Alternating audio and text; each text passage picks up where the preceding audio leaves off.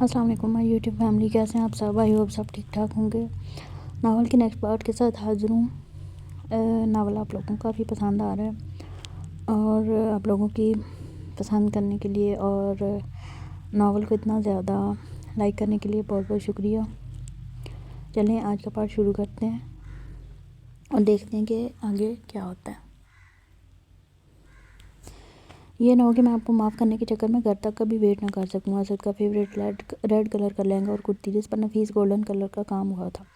کشادہ ماتھے پر بڑا سا مانگ ٹیکا، خوبصورت چھوٹی سی ناک میں باریک تار میں پروئے دو موتیوں، نوز پن کے دو موتی جو مسکان کے ریڈ لپسٹک سے سجے ہوئے ہونٹوں پر لگ رہے تھے۔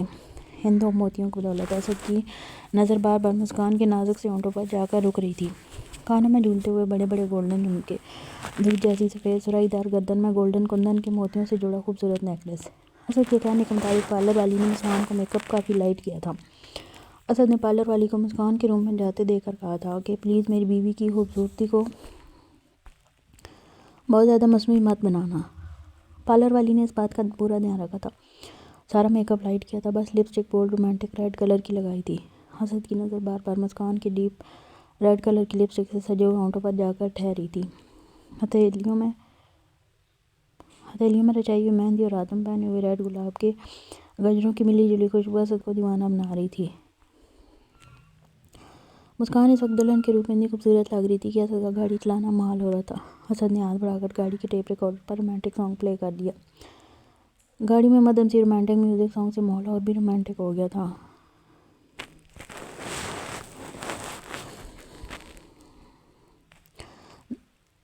دل دھک دھک کر کے زور سے دھڑکنے لگا۔ وہ شرم سے نظریں چرا کر سامنے مرر پر دیکھنے لگی۔ سانگ کے ہر بول پر اسد کی نظریں مسکان کے سراپے پر مذکور تھیں، جو مسکان کو اور شرم سے لال کر رہی تھیں، جس کو دیکھ کر اسد محظوظ ہو رہا تھا۔ ایک تو یہ گانا تیرے سنگ چین بھی مجھ کو، تیرے سنگ بے قراری ہے پی لوں۔ رستہ ختم ہوا اور اسد کی گاڑی اس کے خوبصورت بنگلے کے آگے جا کر رکی۔ دروازے کے باہر بہت خوبصورتی سے لگی ہوئی ماربل کی تختی، جس پر بہت خوبصورت سے اسد میر خان ہاؤس لکھا ہوا تھا۔ اسد اور مسکان کی سیکیورٹی کے لیے گاڑی کے آگے اور پیچھے دو پولیس کے ڈالے تھے۔ اسد نے اسد کی بات کو پوری طرح سے مد نظر رکھتے ہوئے مسکان کے لیے فل سیکیورٹی کا انتظام رکھا ہوا تھا۔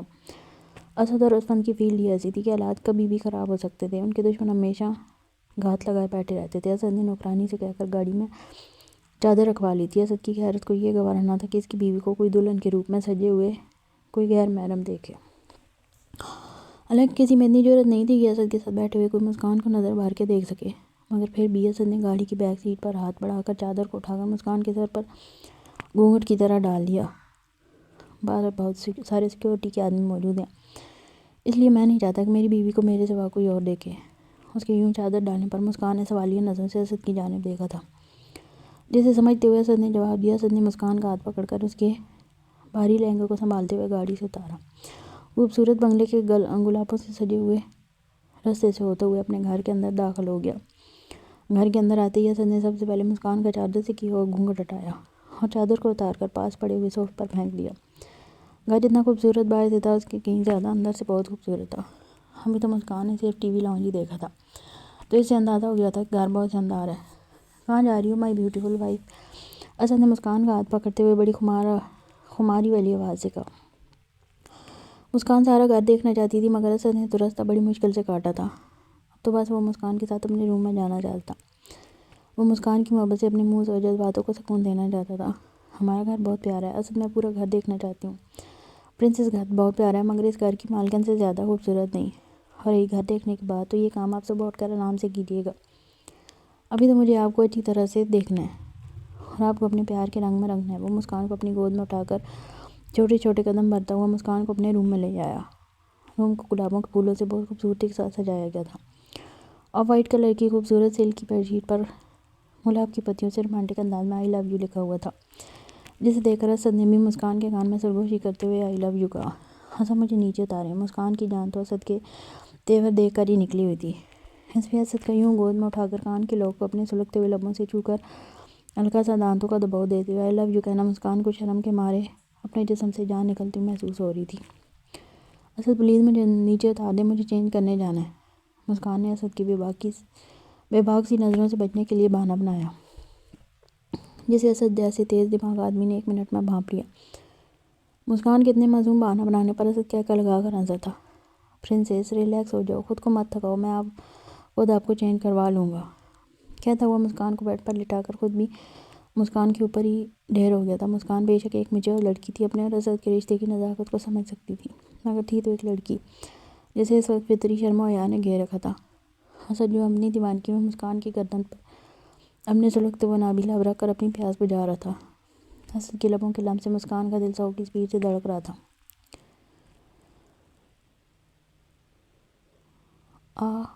اسد پلیز۔ اسد نے مسکان کے کان کی لو پر اپنے دانتوں سے ہلکا سا دباؤ دیا تو مسکان کے پورے جسم میں بجلی سی دوڑ گئی۔ پرنسس آج آپ کی کوئی مزاحمت یا پلیز کام نہیں آئے گا، اس لیے چپ چاپ سے اسد کی جان اپنے آپ کو میرے بے لگام جذباتوں کے حوالے کر دیں۔ مسکان اسد کی نظروں کے تقاضوں کو سمجھ کر کافی گھبرائی ہوئی تھی۔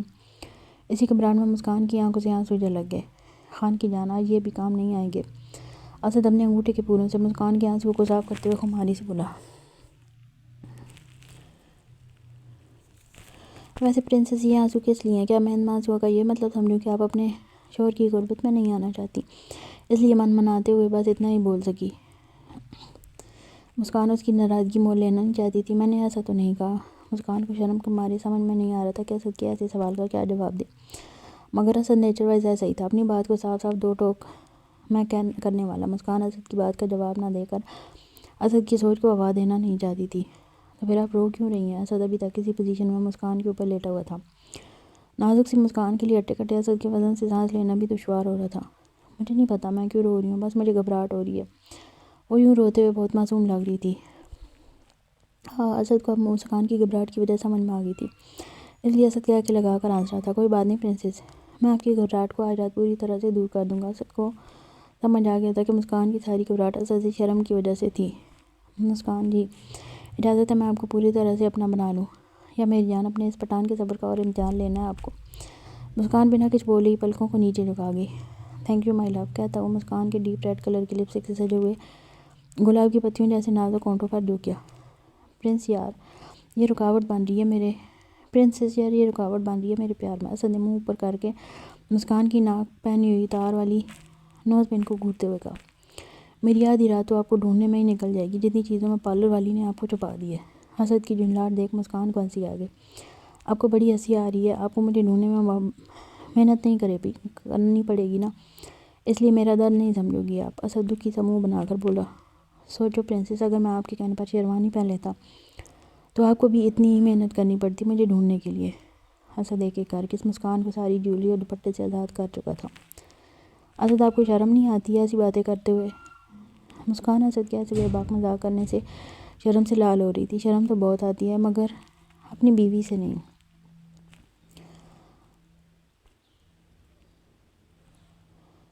بہت انتظار کیا میں نے اپنی اس گولڈن نائٹ کا، اس لیے پرنسس اب آپ یوں شرما کر میرا ٹائم ویسٹ مت کریں، پہلے ہی میرا بہت سا قیمتی وقت ضائع ہو چکا ہے۔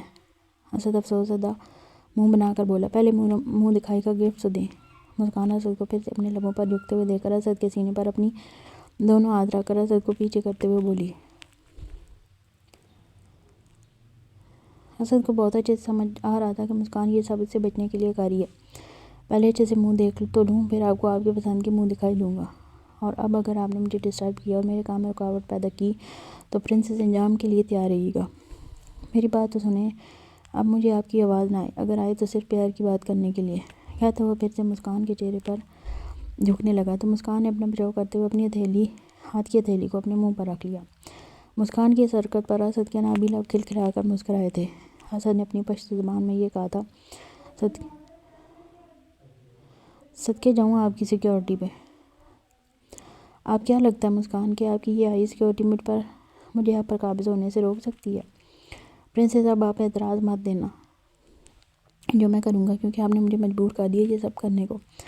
اس نے مسکان کے دونوں ہاتھوں کو اپنے ایک ہاتھ سے سر کے اوپر کی طرف کو پن کر دیا۔ مسکان کے نرم و نازک سے ہونٹوں پر پوری شدت سے جھک گیا، اپنے نابی لبوں سے جو مسکان کی قربت کے لیے مچل رہے تھے ان میں قید کر لیا تھا۔ اسد کو مسکان کے لبوں قید کیے ہوئے تقریباً 10 منٹ سے بھی زیادہ ہو چکے تھے۔ مسکان کو سانس لینے میں دشواری ہو رہی تھی اور اپنے ہونٹوں پر بہت جلن بھی محسوس ہو رہی تھی۔ اسد کے لبوں کی گستاخی سے مسکان کی پلکیں بھیگنے لگی تھی، سانس اکھڑنے لگی۔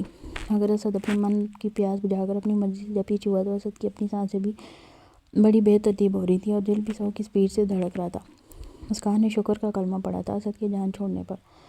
مسکان کے ہونٹ پر 2 جگہ پر کٹ لگ گئے تھے۔ اسد کی شدت والی کس کی وجہ سے؟ یار تم تو چھوڑنے کا نام ہی نہیں لے رہی تھی۔ اسد نے اپنی چھاتی پر ہاتھ رکھ کر مصنوعی ہم سے کہا تو مسکان کو غصہ آ گیا۔ میں نے کیا کیا؟ سانسیں تو آپ نے میری بند کر رکھی تھی۔ ہاؤ خانم، ابھی ماؤتھ ٹو ماؤتھ آکسیجن دے کر آپ کی سانسیں بحال کیے دیتا ہوں، پلیز بھی چٹیں۔ مسکان بچوں کی طرح آواز نکال کر رونے لگی تھی۔ Asad please, Asad please. مسکان کی نقل اتارا تھا۔ آپ نے میری پلیز پر عمل کیا تھا جو میں آپ کی سنوں؟ اسد مسکان کی نقل اتارتے ہوئے بولا ہنس رہا تھا۔ مسکان کو اسد کے پیار کے پہلے انداز سے ہی پتہ چل گیا تھا کہ اس کی جان کو بہت ہلکان کرنے والا ہے۔ اسد پلیز مجھے تھوڑا سا ٹائم دے دیں۔ پہلے سے گھبرائی ہوئی مسکان اور گھبرا کر بولی، میں ابھی مینٹلی طور پر اس سب کے لیے تیار نہیں ہوں۔ مسکان کا ڈرا ہوا چہرہ اور اس کی بے ترتیب دھڑکنیں، شرم سے جھکی ہوئی پلکیں دیکھ کر اسد کو سب سمجھ میں آ رہا تھا کہ مسکان کی یہ سب بہانے اپنی فطرتی شرم و حیا کی وجہ سے بنا رہی ہے۔ مگر مہیش جان، میں تو فزیکل طور پر بالکل تیار ہوں، اس لیے میں آپ کو مینٹلی طور پر خود تیار کر لوں گا، کہتا ہوا اسد نے مسکان کے نازک سی بیوٹی بون پر اپنے سلگتے ہوئے لبوں سے لب بائٹ کیا تو مسکان کی سسکی نکلی، مگر اب اسد اسے کوئی رعایت نہیں دینے والا تھا۔ مسکان کی جان تو تب نکلی جب اسد نے مسکان کی کمر میں ہاتھ ڈال کر جھٹکے سے اٹھا کر مسکان کو اپنے اوپر کر لیا اور مسکان کو رتی کی مسکان کی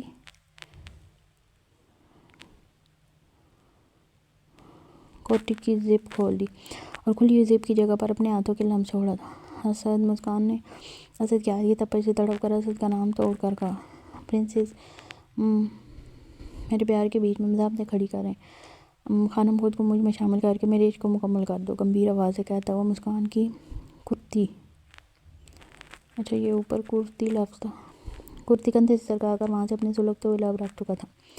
اسد، جی بولو اسد کی جان، آج کی رات بس آپ کا یہی کام ہے، آپ نے اسد کر کے میرے نام کی پوری ایک تصویر پوری کرنی ہے۔ ویسے بھی ڈرپوک لڑکی، آپ سے تو کچھ ہونا نہیں ہے۔ اس وقت مسکان کی حالت اسد نے قابل رحم کر رکھی تھی۔ ایک تو اسد کمرے کی لائٹ بند کرنے کو تیار نہیں تھا، اوپر سے اسد کی بے باک مذاق، اس پہ اسد کی مضبوط ہاتھوں کی پکڑ۔ مسکان اتنی جدوجہد کے باوجود بھی اپنی جگہ سے 1 انچ بھی نہ ہل پا رہی تھی۔ 6 فٹ کے خوبرو پٹھان کے سامنے مسکان نازک سی گڑیا لگ رہی تھی۔ مسکان جتنی نازک تھی اسد اتنا ہی سخت جان۔ اسد، مجھے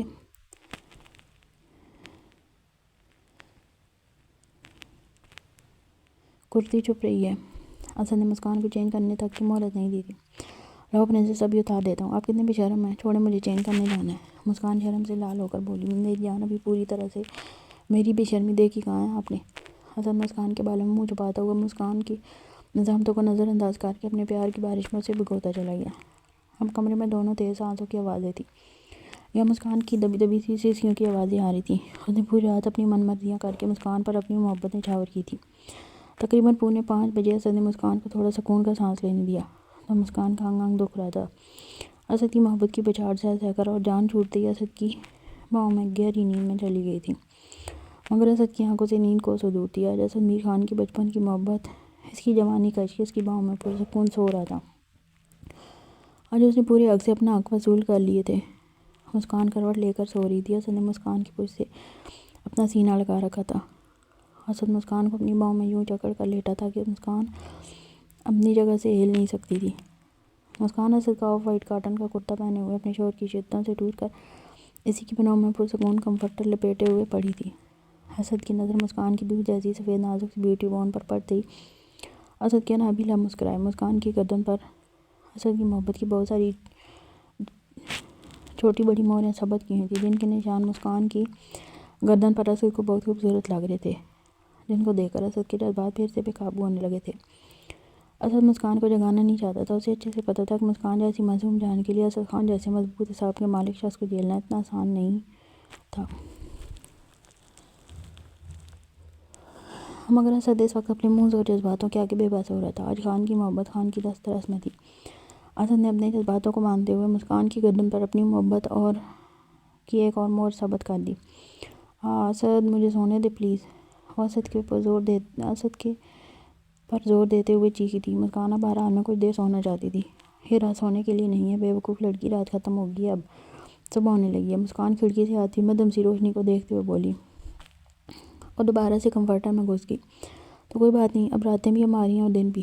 اسد مسکان کے اوپر سے کمفرٹ کو کھینچتے ہوئے بولا، اسد پلیز مجھے سونے دے، مجھے بہت نیند آ رہی ہے۔ مسکان محنت کرنے کے انداز سے بولی، چلو ٹھیک ہے ڈن، بس ایک بار اور میری بات مان لے، پھر 3 گھنٹے تک آپ کو آرام سے سونے دوں گا، وعدہ۔ بڑی مہربانی ہوگی آپ کی، پوری رات مجھے ہلکان کرنے کے بعد 3 گھنٹے تک سونے دیں گے تو۔ اسد کی ڈیل پر مسکان کو غصہ آنے لگا تھا، اور ویسے بھی ہم ساری رات میں تھکے نہیں ہیں۔ ہاں ہاں، اسد کا خوشی سے بھرپور کہہ کر پورے کمرے میں گونج اٹھا۔ پرنسس آپ کو سچ میں لگتا ہے کہ اس 6 فٹ کے ہٹے کٹے پٹھان کا اتنے سے کچھ بنا ہوگا؟ کیا تھا وہ پھر سے اپنی رات والی ٹون میں آنے لگا تھا، جسے دیکھ کر مسکان کی گھبراہٹ سے پسینے چھوٹنے لگے۔ اسد پلیز نہیں، مسکان منا رہی تھی۔ نہیں کیوں میری جان، آپ نے تو رو رو کر میری جان کھا رکھی تھی کہ میں اتنے سالوں میں آپ سے روبرو آ کر کیوں نہیں ملا۔ اب آپ کو اچھے سے سمجھ آ رہا ہوگا کہ میں اتنے سالوں تک آپ سے دور کیوں رہا، مائی کیوٹ وائف، کیونکہ آپ کی جان تو ابھی بھی اسد خان کو جھیلنے کے لیے بہت کم پاڑی ہے۔ ذرا سوچو کہ آپ میرے نکاح میں تھی اور میں آپ پر پورا حق رکھتا تھا، اور اگر کچھ سال پہلے اپنے وہ سب حق وصول کرنے پر اتر آتا تو تمہارا کیا اشر ہوتا، مائی بیوٹیفل وائف۔ اسد آپ کو پتہ ہے آپ بہت ظالم ہیں، ظالم شوہر ہے، میں آپ کے ساتھ دبئی نہیں جاؤں گی۔ مسکان نے اسد کی بدمعاشیوں سے تنگ آ کر ایک معصوم سی دھمکی دی۔ کوئی بات نہیں، میری وہاں پر بہت سی گرل فرینڈز ہیں جن کو میں بہت ہاٹ لگتا ہوں، میں ان سے گزارا چلا لوں گا۔ انداز کافی شوق تھا۔ تو کیا آپ اپنی گرل فرینڈز کے ساتھ بھی ایسے ہی ہیں؟ مسکان کہتے ہوئے بات ادھوری چھوڑ کر رونے لگی۔ اسد جو صرف مسکان کو جیلس کرنے کا سے یہ سب ہو رہا تھا، اب اسے لینے کے دینے پڑ گئے تھے، اسی لیے آپ کو یہ سب گندی حرکتیں آتی ہیں، انہوں نے ہی آپ کو سکھائی ہوں گی۔ مسکان کو اپنے لیے اتنا پوزیسو ہوتا دیکھ کر اسد کے دل کو بہت خوشی مل رہی تھی۔ کون سی گندی حرکتیں کی ہیں میں نے؟ انرومانٹک لڑکی، اس کو اپنے محبوب پر پیر لٹانا کہتے ہیں۔ پلیز رونا بند کرو، پرنسس اسد میر خان آپ کا تھا ہے اور مرتے دم تک آپ کا ہی رہے گا، سمجھیے آپ۔ اسد مسکان کو محبت سے اپنی باہوں میں بھرتے ہوئے بولا، ویسے بھی جتنی محبت ساری رات میں نے آپ پر نچھاور کی ہے، اسے دیکھ کر آپ کو لگتا ہے کہ میں کبھی کسی لڑکی کے نزدیک بھی گیا ہوں؟ پرنسس آپ کو اپنے شوہر کی ایک چیز پر ہمیشہ اعتبار ہونا چاہیے کہ اسد میر خان حرام کھانے والوں میں سے نہیں ہے، پھر چاہے وہ حرام کمائی ہو یا حرام کے رشتے۔ وہ اپنی سچائی کا ثبوت دیتے ہوئے کہہ رہا تھا، اسد خان ہر چیز حلال کھاتا ہے اور کماتا ہے، آپ مجھ پر پوری طرح سے حلال ہیں، اس لیے آپ کو کھانا میری اولین ترجیح ہوگا۔ میں پوری طرح سے پتہ لگا چکا ہوں کہ اسد ٹائیگر کا رائٹ ہینڈ کوئی اور نہیں بلکہ تمہارا ہی بھتیجا ہے، تمہارے سگے بھائی میر گل خان کا اکلوتا بیٹا، اور تمہارا اکلوتا بھتیجا اسد میر خان، وہ اسد میر خان جس کا نام سنتے ہی انڈر مافیا کی دنیا میں تہلکہ مچ جاتا ہے۔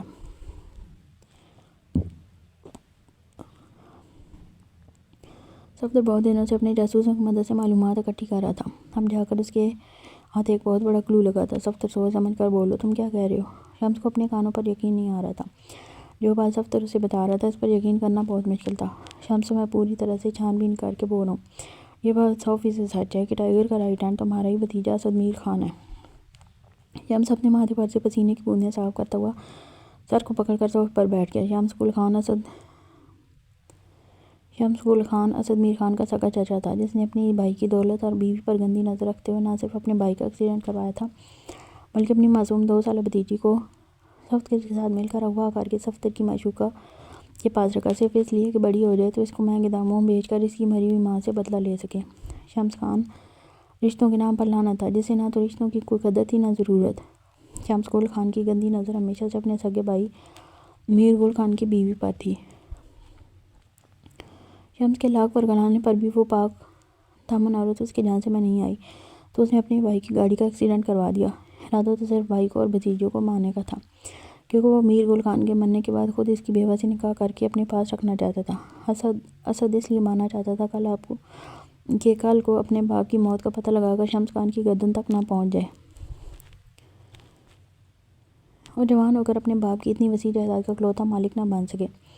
اسد بچپن سے ہی بہت نڈر اور بہادر تھا۔ اسد کا سگا چچا ہونے کے ناطے شمس کو اسد کی خوبیاں اور خامیاں بہت اچھے سے پتہ تھیں۔ ایکسیڈنٹ والی رات صفدر اور اس کی معشوقہ جب اس چھوٹی سی بچی کو اٹھا کر لے جا رہے تھے تو شمس کا حکم یہی تھا کہ اسد کو مار دیا جائے، لیکن دور سے آتی ہوئی ایک گاڑی سے بھاگ اترتے ہوئے فرشتے کی وجہ سے ان کو یہ موقع نہیں مل سکا۔ صفدر اور وہ عورت 2 سال کی معصوم سی نور کو لے کر فرار ہو گئے تھے، مگر آج صفدر کے منہ سے یہ سن کر اسد टाइगर का राइट है। शम्स का सर चकरा गया था। बेशक आज तक टाइगर और इसके राइट हैंड को किसी ने देखा नहीं था, मगर टाइगर की तरह इसका राइट हैंड भी बहुत बहादुर था। आज तक टाइगर के डर के अलावा टाइगर तक ना पहुंचने की बहुत बड़ी वजह जो अंडर माफिया में सब जानते थे, क्योंकि असद ने टाइगर के इर्द गिर्द बहुत सख्त सिक्योरिटी तैनात कर रखी थी। अंडर माफिया की दुनिया में टाइगर और असद, जिसका पूरा नाम आज शम्स और सफ्तर को पता चला था, असद मीर खान था, इनकी जोड़ी ने तहलका मचा के रखा हुआ था। दुश्मन टाइगर और असद का नाम सुनकर थर थर कांपते थे। उनके सामने खड़ा रहने का दुश्मन सोच भी नहीं सकते थे, मुकाबला करना तो बहुत दूर की बात थी। सफदर, इस रात तो मैंने तुमसे कहा था कि असद को मार देना, तुम्हारी ये गलती की वजह से आज वो पिद्दी पैर का लड़का कितना पावरफुल हो चुका है। तुम्हें अंदाज़ा भी है कि वो हमारे साथ क्या कर सकता है। सबसे पहले तो वो अपनी बहन नूर की डिमांड करेगा, कहाँ से ला कर देंगे उसकी बहन जिसको हम बेच चुके हैं, और हमें खुद नहीं पता कि वो कहाँ है, क्योंकि शम्स को अपनी माँ के साथ बदतमीज़ी करते हुए असद ने कई बार देख चुका था।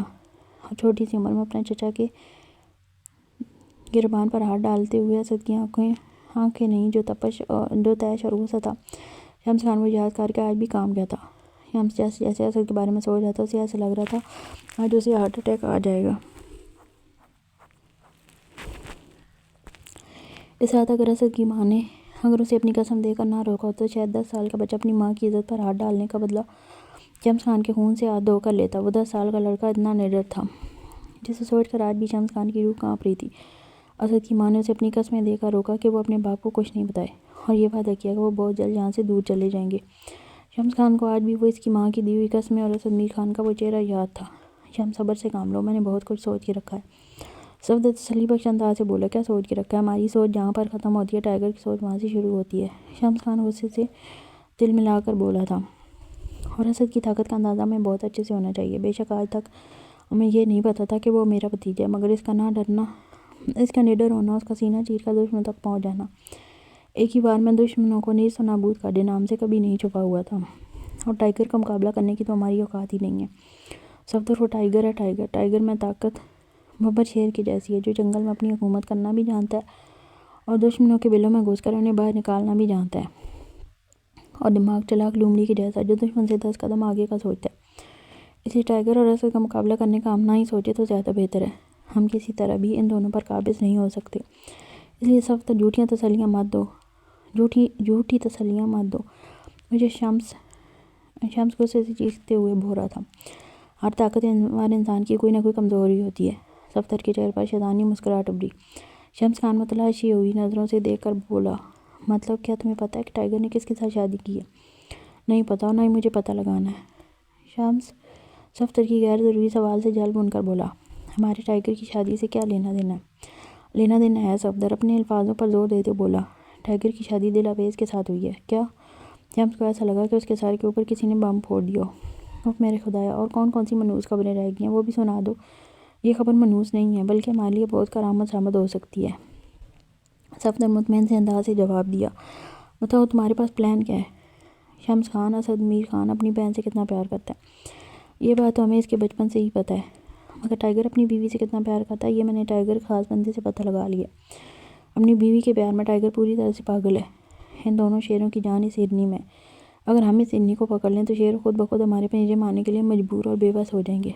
वहाँ सफ्तर, मैं तो सोचता था कि तुम्हारे दिमाग को जंग लग चुका है, मगर तुम्हारा दिमाग तो अभी भी सोचने की सलाहियत रखता है। दिल खुश कर दिया मनूस खबरों के बाद इतनी ज़बरदस्त खबर सुनाकर। I like it. Shams Khan Safdar के कंधे को थपथपाते हुए शाबाशी दी।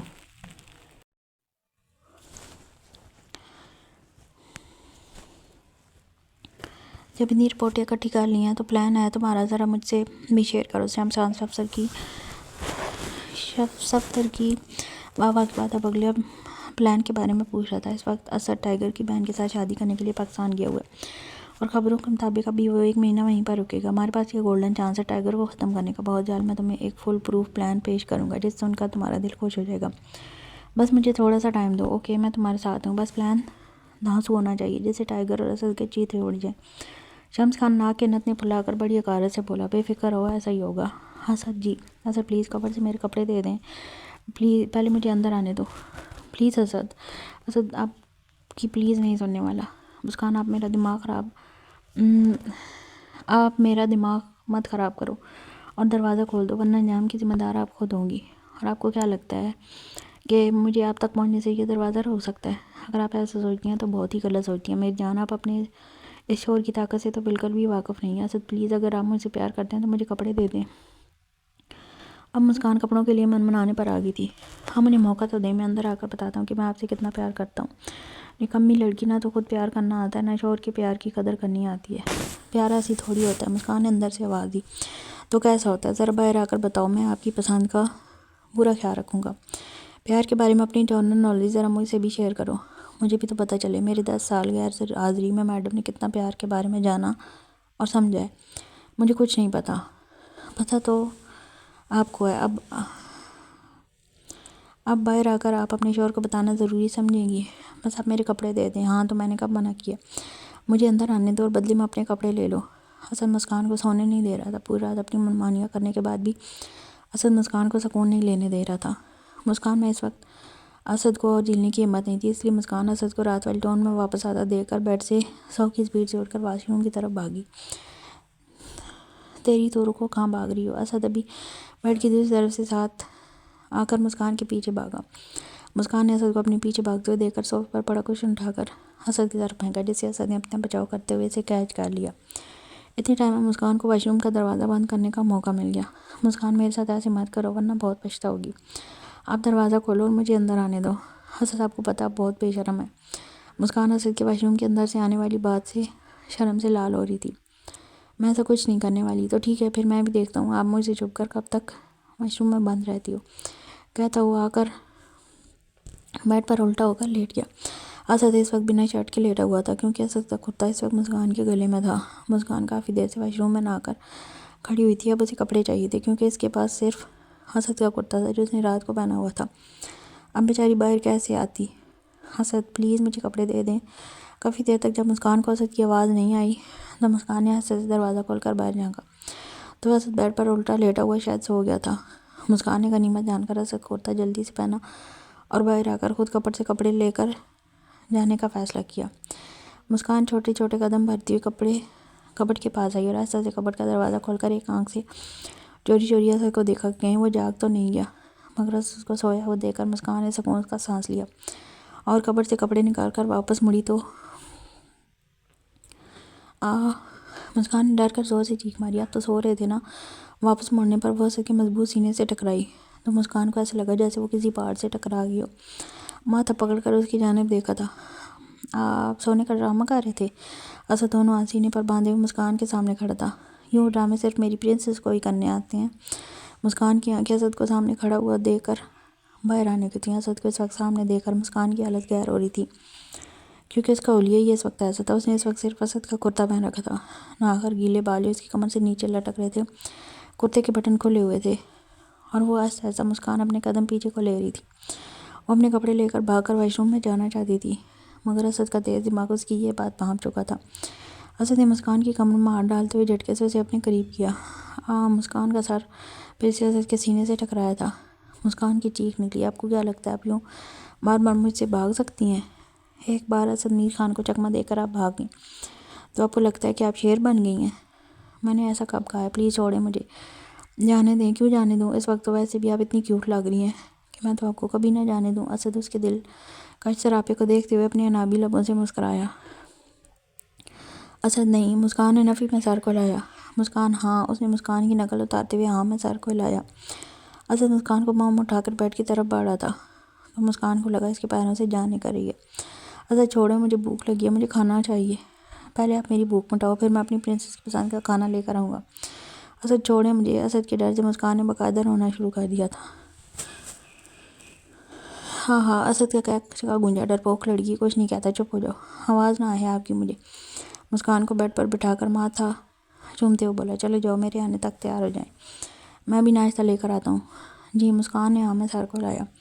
اور آج کے بعد میرے پیار کرنے کی وجہ سے آپ کی آنکھوں میں آنسو نہ آئے.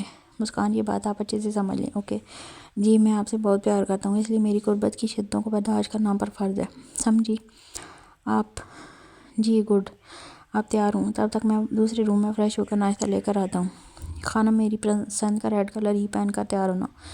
جی. اسد کپڑ سے اپنے کپڑے لے کر روم سے باہر جاتے جاتے واپس پلٹ کر بولا اور روم بند کر کے باہر نکل گیا. دل اٹھو اور کتنا سونا ہے جان آپ نے؟ हस्बैंड कब से दिल को उठाने की कोशिश कर रहा था, मगर दिल मैडम उठने का नाम ही नहीं ले रही थी। दिल आपने सुना नहीं, हस्बैंड को ऑफिस गए हुए काफ़ी दिन हो गए थे, इसलिए आज हस्बैंड का ऑफिस जाना बहुत ज़रूरी था। हस्बैंड के बाजू पर गोली का जख्म भी काफ़ी गहरा था, जिसमें इस वक्त भी काफ़ी तकलीफ थी, मगर वो सख्त जान टाइगर था, जैसे छोटी मोटी तकलीफ़ों से कोई फ़र्क नहीं पड़ता था। हस्बैंड जख्म की ड्रेसिंग करके कब से तैयार होकर खड़ा था, मगर दिल का अभी तक उठने का कोई और इरादा नहीं था। दिल हूँ कि बच्ची उठ जाओ और अपने शोहर को काम पर रवाना करो। अच्छी बीवियाँ अपने शोहरों को अच्छे से तैयार करके और अच्छा सा नाश्ता करवा के ऑफिस भिजवाती हैं, और अच्छी शोहर अपनी बीवियों को रात को सोने भी दिया करते हैं। दिल ने कंफर्ट में से मुंह निकाल कर जवाब देकर फिर से कंफर्ट में मुंह घुसा लिया। अच्छा जी, हाँ जी, एक बार उठो जान, मेरे जाने के बाद सोती रहना। मैं आपका मुंह देख के बिना ऑफिस नहीं जाऊँगा। ये लें, देख लें, मुंह देख लिया, अब बस जाएं। दिल ने जल्दी से कंफर्ट में से मुंह दिखाकर वापस कंफर्ट में कर लिया। यह तो तय था कि आज दिल का उठने का बिल्कुल मूड नहीं था, क्योंकि सारी रात की हस्बैंड की शिद्दतों ने दिल को तोड़ कर रख दिया था। ढीठ लड़की, उठ जाओ ना यार। हस्बैंड अपना रिवॉल्वर, लैपटॉप, वॉलेट सब चीज़ें सेट करके ऑफिस जाने के लिए तैयार खड़ा था, साथ में दिल को उठाने की बेजा कोशिशें जारी रखे हुए था। दिल, मुझे नाश्ता भी करना है, अब आप एक काम करें, मुझे ही खा लें, वैसे भी ये आपका फेवरेट काम है। दिल रात की नींद पूरी न होने की वजह से गुस्से से बोलकर करवट बदल कर कम्फर्ट ऊपर खींचते हुए फिर से सो गई। वेरी गुड आइडिया, ये तो मैंने सोचा ही नहीं। हस्बैंड दिल के ऊपर से कम्फर्ट खींच कर दिल के पास बेड पर बैठ गया। इसने दिल की कोमल सी चीक्स पर अपने दांत काट दिए।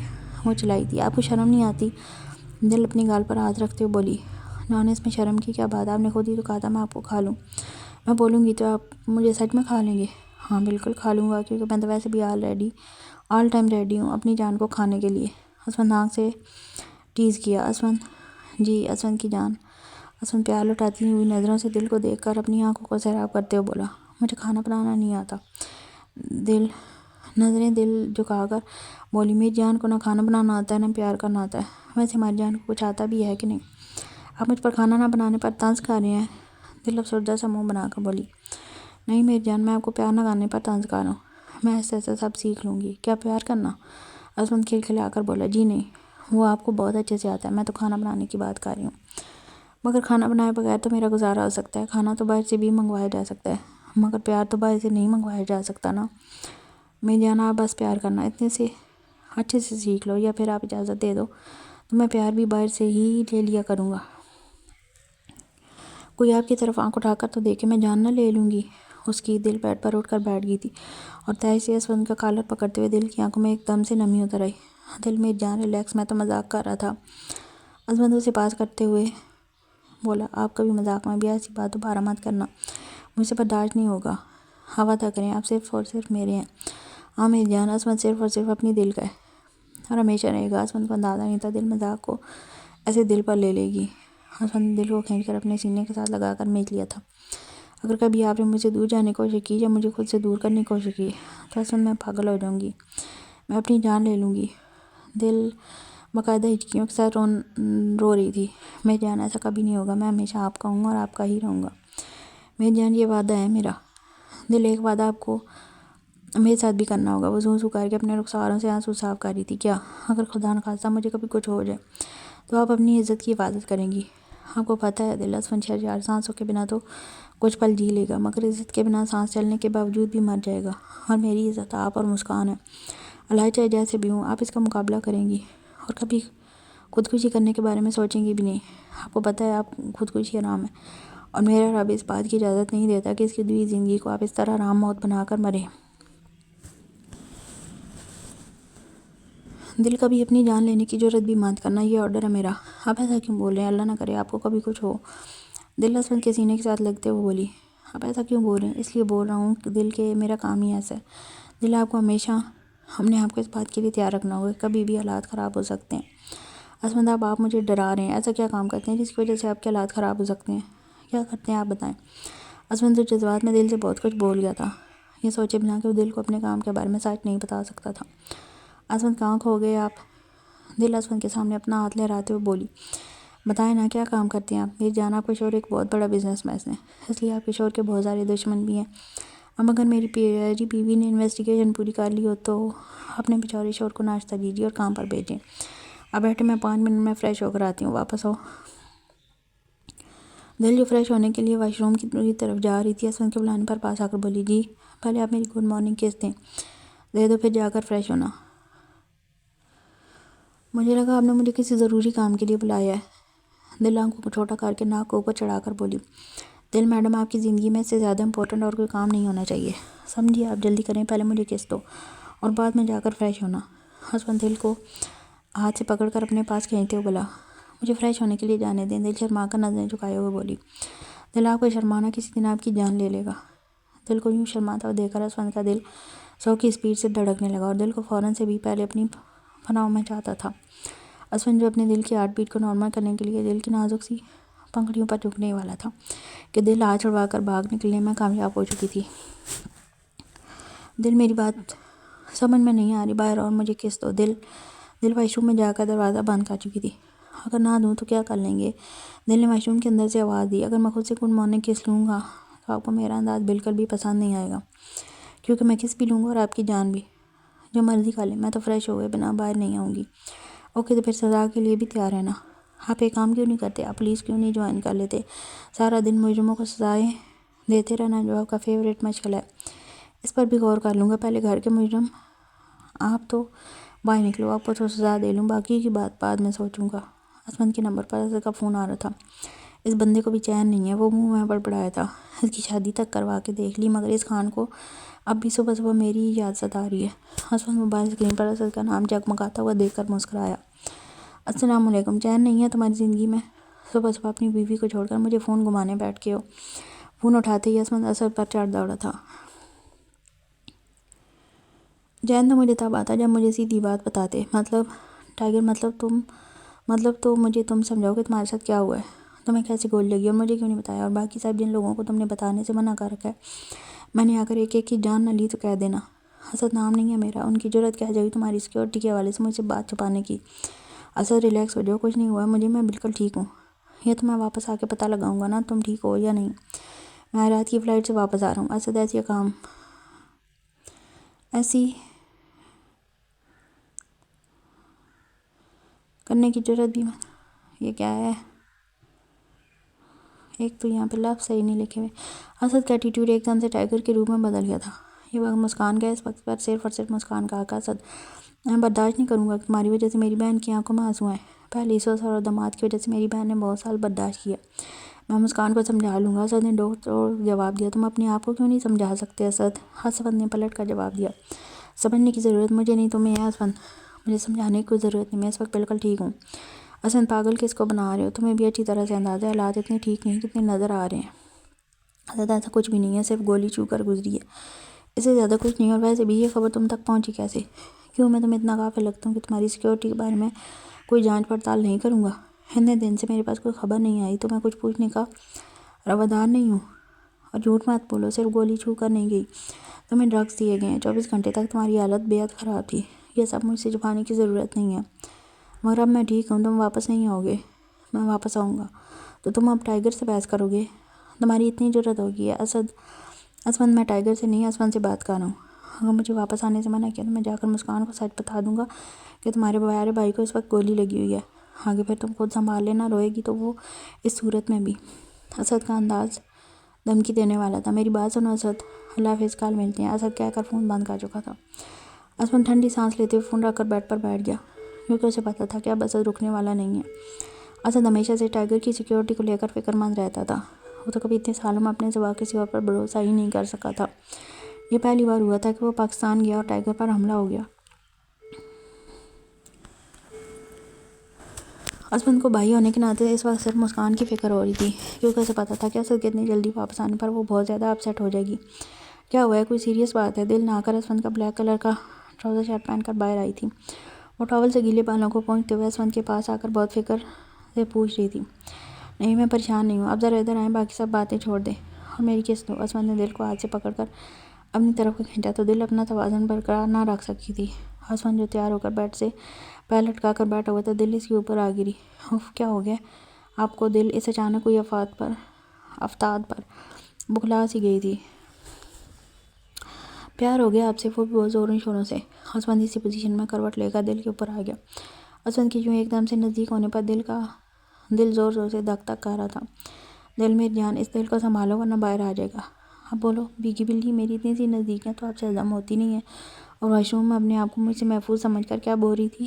اگر میں کس نہ دوں تو یہی بو رہی تھی نا. اب کہو دل. ہسبینڈ دل کے چہرے پر اپنی انابی لبوں سے لمس چھوڑتا ہوا بول رہا تھا. ہسبینڈ پلیز چھوڑے, مجھے آپ کے لیے ناشتہ بنانا ہے. مگر آپ کو تو کھانا بنانا ہی نہیں آتا. دل شرم و حیا کے رنگوں میں بھیگ کر اور بھی خوبصورت لگ رہی تھی. کوشش کروں گی تو بنانا آ جائے گا میری جان. جب کوشش کرنی ہے تو پھر پیار کرنے کی ٹرائی کریں اور پہلا ٹیسٹ دو مجھے. چلیں یہاں پر کس کریں. ہسبینڈ اپنے انابی ہونٹوں پر انگلی رکھ کر بولا. مجھ سے نہیں ہوگا. دل ہسبینڈ کے سینے پر ہاتھ رکھتے اپنا منہ چھپاتے ہوئے بولی. ٹرین اب کس کو مصیبت نے آگے رہے.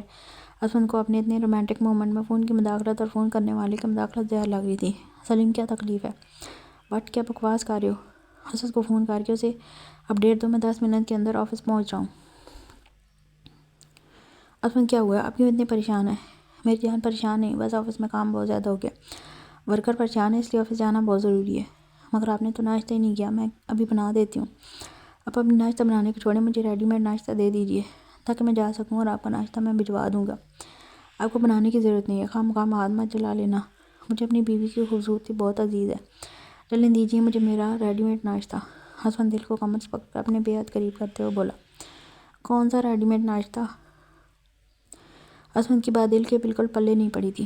ادھر آؤ, میں خود ہی ناشتہ کر لیتا ہوں میری ان رومانٹک بیوی. کہتا ہوا ہسبینڈ دل کے نازک لبوں پر جھکا اور جھکتا ہی چلا گیا. دل نے بچنے کی کوشش کی جو بیکار ثابت ہوئی. ہسبینڈ پوری شدت کے ساتھ اپنی طلب پوری کر کے پیچھے ہٹا تو اب دل اپنی سانسیں بحال کرنے کی کوشش کر رہی تھی. ہائے میری جان, باقی کا بنا دیا کر لوں گا. ابھی فی الحال کے لیے میں اتنے سے ہی گزارا کر لوں گا. مجھے جلد از جلد آفس پہنچنا ہے. وہ دل کو اپنے ساتھ لگا کر ماتھے پر پیار کرتے ہوئے اپنا لیپ ٹاپ اور ریوالور اٹھا کر باہر کی ڈور کی جانب جا رہا تھا. وہ دروازہ کھول کر باہر نکل آیا. ہسبینڈ جی ہسبینڈ کی جان. دل 2 قدم ہسبینڈ کے پیچھے پیچھے چلتی ہوئی باہر آئی تھی. یہ بات ہے جان, کوئی پریشان نہیں ہے؟ ہسبینڈ نے دل کے پاس آ کر فکری انداز پوچھا. اب واپس آئیں گے؟ ہائے میرا بچہ, میرے دور جانے کے ڈر سے گھبرا گیا ہے. ہسبینڈ نے ایک ہاتھ میں لیپ ٹاپ والا بیگ پکڑے ہوئے تھا, دوسرے ہاتھ سے دل کو اپنے ساتھ لگاتے ہوئے کہا. میری بیوی کو اپنے شوہر کی دوری بالکل محسوس نہیں ہوگی. آپ ڈور بند کر کے آفس روم میں جائیں, میں آپ کو وہیں پر ملتا ہوں. مطلب میں سمجھی نہیں. ہم تو جا رہے ہیں نا, تو پھر آفس روم میں کیسے ملیں گے؟ آپ اپنے چھوٹے سے دماغ کے اوپر اتنا زور مت ڈالیے. جو بولا ہے وہ کریں. اور دل, اب آپ باہر کا دروازہ کھول کر ہرگز باہر نہیں نکلیں گی, یہ میرا حکم ہے. اوکے جی. دل نے میں سر کو لایا. Good my love. ہسبینڈ کی جان کا بہت خیال رکھنا. وہ کہتے ہوئے اسے گھر کے اندر چھوڑ کر دروازہ بند کروا کر تیزی سے سیڑھیاں اتر کر نیچے جا رہا تھا.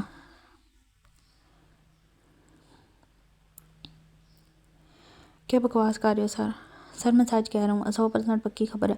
اسد جو گھر سے مسکان کے لیے ناشتہ لینے نکلا تھا, اسے راستے میں کسی خاص بندے کا فون آیا. اسد نے امجد اور سلیم سے کتنی بار رابطہ کر کے یہ پوچھا کہ وہاں پر حالات قابو میں اور ٹائیگر ٹھیک ہے. بتایا تو امجد سلیم کا ایک ہی جواب تھا کہ سب کچھ نارمل ہے. مگر وہ شاید یہ بھول رہے تھے کہ جس کو مطمئن کرنے کی کوشش کر رہے ہیں اس کا نام اسد میر خان ہے, جسے لوگوں کے دماغ اور لہجے بہت اچھے سے پڑھنے آتے ہیں. اسد اپنے دماغ کو مطمئن کرنے کے لیے دبئی میں اپنے ایک خاص بندے سے بات کر رہا تھا, جس کی اس نے ڈیوٹی لگائی تھی کہ اسے ٹائیگر کی پل پل کی خبر دیں. جو شک اسد کے دماغ میں پچھلے 2 دن سے گھوم رہا تھا, اسد اس شک کو دور کرنے کے لیے دبئی میں اپنے بندے سے معلومات اکٹھی کر رہا تھا. بولو کیا رپورٹ ہے؟ جو خبر اسے دی گئی اس نے اسد کو ہلا کر رکھ دیا تھا. سر آپ کا شک صحیح نکلا. ٹائیگر پر جان لیوا اٹیک ہوا اور اٹیک میں ٹائیگر کے بازو پر گولی لگی ہے. کیا بکواس کر رہے ہو؟ تمہیں یقین ہے خبر پکی ہے؟ یس سر, 100% پکی خبر ہے. میرے آنے تک تم ٹائیگر اور اس کے گھر پر پوری طرح سے نظر بنائے رکھنا. سیکیورٹی کا پورا انتظام اپنے ہاتھ میں رکھنا. Okay sir. اسد فون بند کر چکا تھا. اسد کو جس بات کا ڈر تھا وہی ہوا تھا. اس کی آنکھیں غصے سے لال ہو رہی تھیں, دماغ کی نسیں ابھری ہوئی تھیں. مارے گئے یار, اب تو ہم نہیں بچیں گے. کیا ہو گیا؟ کیا فون سے شام کو بچہ نکل آیا؟ سلیم کو بکلا کر فون کی طرف دیکھنے پر امجد نے پوچھا. امجد بڑے مزے کے ساتھ مووی دیکھ رہا تھا جس میں کوئی موسٹ رومانٹک سین چل رہا تھا. سلیم کو بکلا کر بڑبڑاتے ہوئے دیکھ کر امجد نے سوال کیا تھا. یار اسد کا فون آ رہا ہے. کیا؟ اب تو سچ میں مارے گئے ہم. اسد کے ڈر سے امجد کو تو مووی کا سین بھی بھول گیا تھا. وہ اسد کے پاس آ کر ٹینشن سے اپنے بالوں کو جان لگا. امجد, سلیم اور توبہ کو اچھے سے پتا تھا کہ جب اسد کو پتہ چلے گا کہ ٹائیگر پر اٹیک ہوا ہے تو ان کی شامت تو پکی آنی ہی آنی ہے. اسد کو بتانے سے ٹائیگر نے منع کر رکھا تھا, مگر اب اسد کو نہ بتا کر جو قیامت اسد نے لے کر آنے والا تھا، سوچ کر ان تینوں کی جان نکلی جا رہی تھی۔ السلام علیکم۔ تمہارے سلام کی تو ماں کی۔ اسد سلیم کے فون اٹھاتے ہی چلایا، تم لوگوں کی اتنی اوقات کیسے ہو گئی؟ ہو کیسے گئی کہ تم لوگوں نے مجھے ٹائیگر پر ہونے والے اٹیک کے بارے میں نہیں بتایا؟ سر ٹائیگر کا حکم تھا کہ ہم آپ کو نہ بتائیں۔ تو ٹھیک ہے، ٹائیگر سے کہہ کر اپنے لیے پھانسی کی نئی رسیاں اور تخت منگوا لینا، تابوتوں کا انتظام میں خود کر لوں گا۔ میں رات کی فلائٹ سے واپس آ رہا ہوں، میرے آنے تک ٹائیگر یا دل آویز کو کھروچ تک بھی آئی تو میں اپنے ہاتھوں سے تم لوگوں کے ٹکڑے ٹکڑے کر کے جیک کو کھلاؤں گا۔ جیک ٹائیگر کے کتے کا نام تھا۔ سیکیورٹی کا انتظام 100% پورا کرو، رائٹ ناؤ، اوکے؟ بوند باند ہوتے ہی سلیم اپنے ماتھے پر آئے ہوئے پسینوں کی بوندوں کو صاف کر کے وہیں صوف پر ہی ڈھیر ہو گیا۔ سلیم کو اچھے سے پتا تھا کہ اسد کا غصہ جو ٹائیگر کی سیکیورٹی کو لے کر ہوتا تھا وہ انتہائی خطرناک ہوتا ہے۔ سلیم کو آج بھی پچھلے سال کا واقعہ یاد تھا، جب سلیم کی تھوڑی سی غفلت کی وجہ سے ٹائیگر کو گولی لگتے لگتے بچی تھی، تو اسد نے بنا سوچے سمجھے غصے سے سلیم کی ٹانگ پر گولی مار دی تھی۔ اس دن اگر ٹائیگر بیچ میں نہ آتا تو شاید وہ گولی سلیم کے دل پر لگتی اور آج وہ دنیا فانی سے کوچ کر چکا ہوتا۔ پتہ نہیں اب ہم لوگوں کو کیا بنے گا۔ میرے خیال سے ہم تینوں کو جا کر ٹائیگر قدموں میں گر جانا چاہیے، ٹائیگر سے کہنا کہ وہ اسد سے ہماری جان بچا لے۔ ہمارے پاس اور کوئی راستہ نہیں ہے۔ توبہ نے اپنا فری کا مشورہ پیش کیا۔ مسکان کب سے تیار ہو کر روم کے چکر لگا رہی تھی، اس کے پیٹ میں بھوک کے مارے چوہے دوڑ رہے تھے، مگر اسد کا کوئی اتا پتہ نہیں تھا۔ اسد آج آئینہ کہاں رہ گیا؟ مجھے بہت بھوک لگی ہے، وہ اپنے کمر پر ہاتھ رکھتے ہوئے راؤنڈ مار کر منہ میں بڑبڑا رہی تھی۔ ٹک ٹک ٹک، نیچے باہر والا ڈور بج رہا تھا، شاید اسد آ گئے ہیں۔ مسکان خوشی سے سیڑھیوں کو پھلانگتے ہوئے نیچے پہنچی تھی۔ مسکان صرف کھانے کی خوشی میں نہیں بھاگی تھی، سچ تو یہ تھا کہ مسکان سے اسد کی 1 گھنٹے بھر کی دوری اس کو سالوں سے بھی زیادہ طویل لگی تھی۔ ناشتے سے کہیں زیادہ بے قراری سے مسکان اسد کا انتظار کر رہی تھی۔ کون ہے؟ مسکان نے دروازے کے پاس آ کر آواز دی تھی۔ جی، آپ کا ادنا سا غلام۔ شور ہے بیوی جی۔ ہی اسد کے اتنا ڈائلاگ سن کر مسکان کی کی والی ہنسی نکلی۔ اسد باہر کے ڈور کی چابی گھر بھول گیا تھا۔ مسکان کے ہنستے ہوئے دروازہ کھولا، دونوں ہاتھوں میں کھانے والے پارسل پکڑ رکھے تھے۔ ادنا غلام شور جی، آپ باہر کیوں گئے تھے؟ اگر گئے تھے تو چابی لے کر جانا چاہیے تھی نا۔ مسکان کو مذاق سوچ رہی تھی۔ بیوی جی، میں تو باہر جانا ہی نہیں چاہتا تھا، مگر میری بکڑ بیوی کو بہت بھوک لگی تھی، مجبوری میں گیا تھا۔ بیوی جی کیا بتاؤں، میری بیوی بہت ظالم ہے۔ وہ بھی اسد تھا، مذاق میں اس کے پاس بھی کم نہیں تھا۔ تو آپ اپنی ظالم بیوی کے ظلم برداشت کیوں کرتے ہیں؟ میں آج اپنی بیوی کی ایسی طبیعت صاف کروں گا نا کہ آئندہ کبھی وہ مجھ پر ظلم نہیں کر سکے گی۔ مسکان شاید بھول گئی تھی کہ سامنے مقابل میں اسد میر خان کھڑا تھا، جس کو ہر سوال کا جواب بخوبی دینا آتا تھا۔ ہی بعد میں کر لینا، پہلے کھانا پکڑو۔ اسد کی گہری نظر مسکان پر تھی۔ وہ تو مسکان کو دیکھ کر پلکیں جھپکانا ہی بھول چکا تھا کہ مسکان لگی اتنی خوبصورت رہی تھی۔ مسکان نے اس وقت فل ریڈ کلر کی فراک پہن رکھی تھی اور اس کے اوپر سلور کلر کے داغوں اور موتیوں سے گلے اور بازو پر بہت کم مگر نفیسہ کام کیا ہوا تھا۔ دونوں ہاتھوں میں پھولوں کے کلیچے پہنے ہوئے تھے، کانوں میں وائٹ گولڈ کی پلین بالیاں، خوبصورت گہری کالی آنکھوں پر لائنر لگا کر اسے اور بھی خوبصورت بنا دیا گیا تھا۔ گنی پلکوں پر لگا ہوا مسکارا ایسے لگ رہا تھا جیسے لیشز لگا رکھی ہوں۔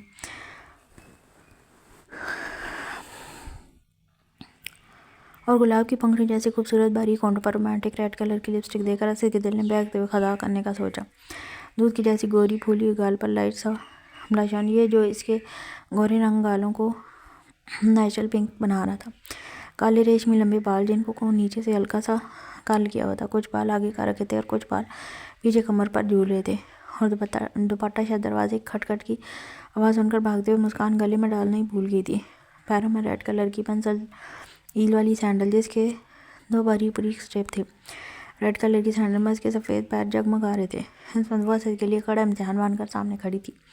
اسد نے مسکان کو دیکھ کر ٹھنڈی آہ بھرتے ہوئے کہا، پرنسس، میرے ہاتھ سے یہ پارسل پکڑیں۔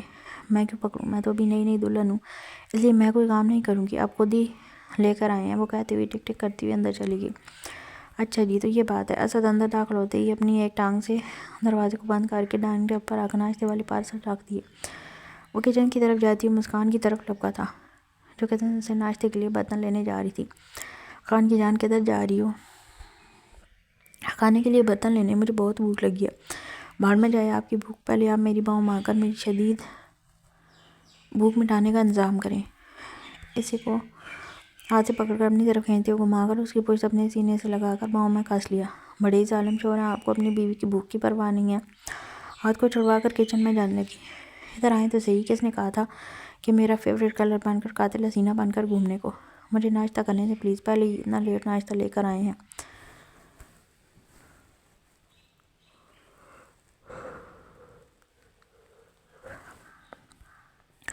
اسد کے ارادے دیکھ کر مسکان جان چھڑوانے والے انداز سے اس کی گرفت سے نکلنا جا رہی تھی۔ آپ کو کیا لگتا ہے میں اپنی بھوک مٹائے بنا آپ کو ناشتہ کرنے دوں گا؟ اس کے خوبصورت سراپے کو گہری نظروں سے دیکھتے ہوئے اس کو کمر سے پکڑ کر پاس پڑے ہوئے صوفے پر گرا دیا۔ مسکان نے جھٹپٹا کر اٹھنا چاہا تو اس نے مسکان کے دونوں ہاتھوں کو پکڑ کر سر کے اوپر کی جانب پنکا دیا۔ خانم، شرافت سے میری بات مان کر میری بھوک اور پیاس مٹا دو، ورنہ آپ کو میرا زبردستی والا انداز پسند نہیں آئے گا۔ اسد کی پگڑتی ہوئی ٹون دیکھ کر مسکان کی جان نکلی تھی۔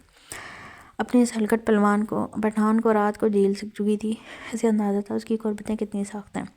اسد، مجھے بہت بھوک لگی ہے، پلیز چھوڑے مجھے۔ اپنی جان کی امان پانے کے لیے مسکان منت گر انداز سے بولی۔ میری قاتل حسینہ، بھوک تو مجھے بھی بہت زوروں شوروں سے لگی ہے۔ اسد، ہائے کتنی محبت سے آپ اپنے لبوں سے میرا نام لیتی ہیں، آئیے ذرا پہلے ہم کے نازک لبوں کو تو انعام سے نوازیں۔ اسد کی نظر دل کے بولڈ رومانٹک ریڈ کلر کے لپسٹک سجے ہوئے ہونٹوں پر کب سے ٹکی ہوئی تھی۔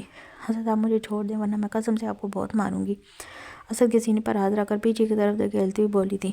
ہاں ہاں، اسد میر خان کو دھمکی، آئی لائک اٹ۔ تو ٹھیک ہے، جب مار کھانی ہے تو پہلے اچھے سے مجھے مار کھانے والے کام تو کر لینے دو۔ وہ مسکان کے نازک گلاب کے پنکھڑیوں جیسے ہونٹوں پر اپنے سلگتے ہوئے دلکش لب رکھ کر ان کو قید میں لے گیا۔ مسکان اس وقت پہ بس اسد کے نیچے پڑی ہوئی سوائے پڑپڑانے کے اور کچھ نہیں کر سکتی تھی۔ اسد اتنی شدت کے ساتھ اپنی تشنگی بٹھانے میں مصروف تھا کہ نہ تو اسے مسکان کا پڑپڑانا نظر آ رہا تھا، نہ ہی مسکان کی اکھڑی اور پھولی ہوئی سانسیں سنائی دے رہی تھیں۔ مسکان کا دل 240 کی رفتار سے دھڑک رہا تھا۔ مسکان کا دل اسد کے دل کے ساتھ سنائی دے رہا تھا۔ اس وقت اسد اپنی دھن میں مست اپنے من کی پیاس کو بجھا رہا تھا۔ مسکان کو جب لگنے لگا کہ اس کی سانس رک رہی ہے تو اس نے اسد کے سینے پر ہاتھ رکھتے ہوئے زور سے پیچھے کیا تھا۔ اسد کی اپنی سانسیں بھی بڑی بے ترتیب ہو رہی تھیں۔ مسکان کی آنکھوں کونوں میں آنسوؤں کا پانی جمع ہو چکا تھا، کیونکہ اسد نے جس شدت سے مسکان کے ہونٹوں پر کس کی تھی، اسد کے پیچھے ہٹنے پر اس کا رزلٹ خود اسد کو بھی نظر آ رہا تھا، کیونکہ مسکان کے نازک سے لبوں کے نچلے کنارے پر کٹ لگ چکا تھا اور اسد نے اس کی اتنی محنت لگائی ہوئی لپسٹک ابھی بیڑا غرق کر دیا تھا۔ اسد کے ہونٹوں پر اپنی لپسٹک کا کلر دیکھ کر مسکان سمجھ چکی تھی کہ وہ اس کی لپسٹک کا بیڑا غرق کر چکا ہے۔ مسکان کو اپنی لپسٹک خراب ہونے پر بہت غصہ آ رہا تھا۔ پیچھے ہٹیں، آپ خود کو سمجھتے کیا ہیں، غصے سے کہہ کر اسد کو دھکا دے کر اسد کے اوپر آ گئی اور اسد کے کالر کو اٹھا کر اسد کی گردن پر پورے زور سے اپنے دانت کاٹ دیے۔ مگر مسکان یہ بھول گئی تھی کہ وہ اسد میر خان ہے، وہ فولادی شیر ہے، انہی کے کاٹنے سے اسے کچھ فرق نہیں پڑنے والا تھا۔ وہ بڑے آرام سے نیچے لیٹا رہا اور اسد ساتھ ہی ساتھ مسکان کی حرکت پر مسکرا بھی رہا تھا۔ مسکان خود ہی تھک کر ہانپتے ہوئے پیچھے ہٹی تو اسد کی گردن پر مسکان کے دانت اتنی زور سے گڑے ہوئے تھے کہ ہر دانت کے نشان سے خون رس رہا تھا اور گردن پر دانتوں کا پورا ایک لال چکر بنا ہوا تھا۔ بس تھک گئی میری بیوی؟ اسد مسکان کو پیچھے ہٹتے ہوئے دیکھ کر مسکرا کر کراتے ہوئے بولا تھا۔ ویسے میری بیوی میں یہ ٹیلنٹ بھی موجود ہے، جان کر بہت اچھا لگا۔ پرنسس، اب آپ نے بدلہ لے لیا، اب میری باری۔ مسکان کی کمر میں ہاتھ ڈال کر کھڑا ہو گیا تھا، آنکھ کو دبا کر بولا تھا، انداز بہت شرارتی سا تھا۔ اب جلدی سے کھانا کھا لیتے ہیں، اس کے بعد میری باری۔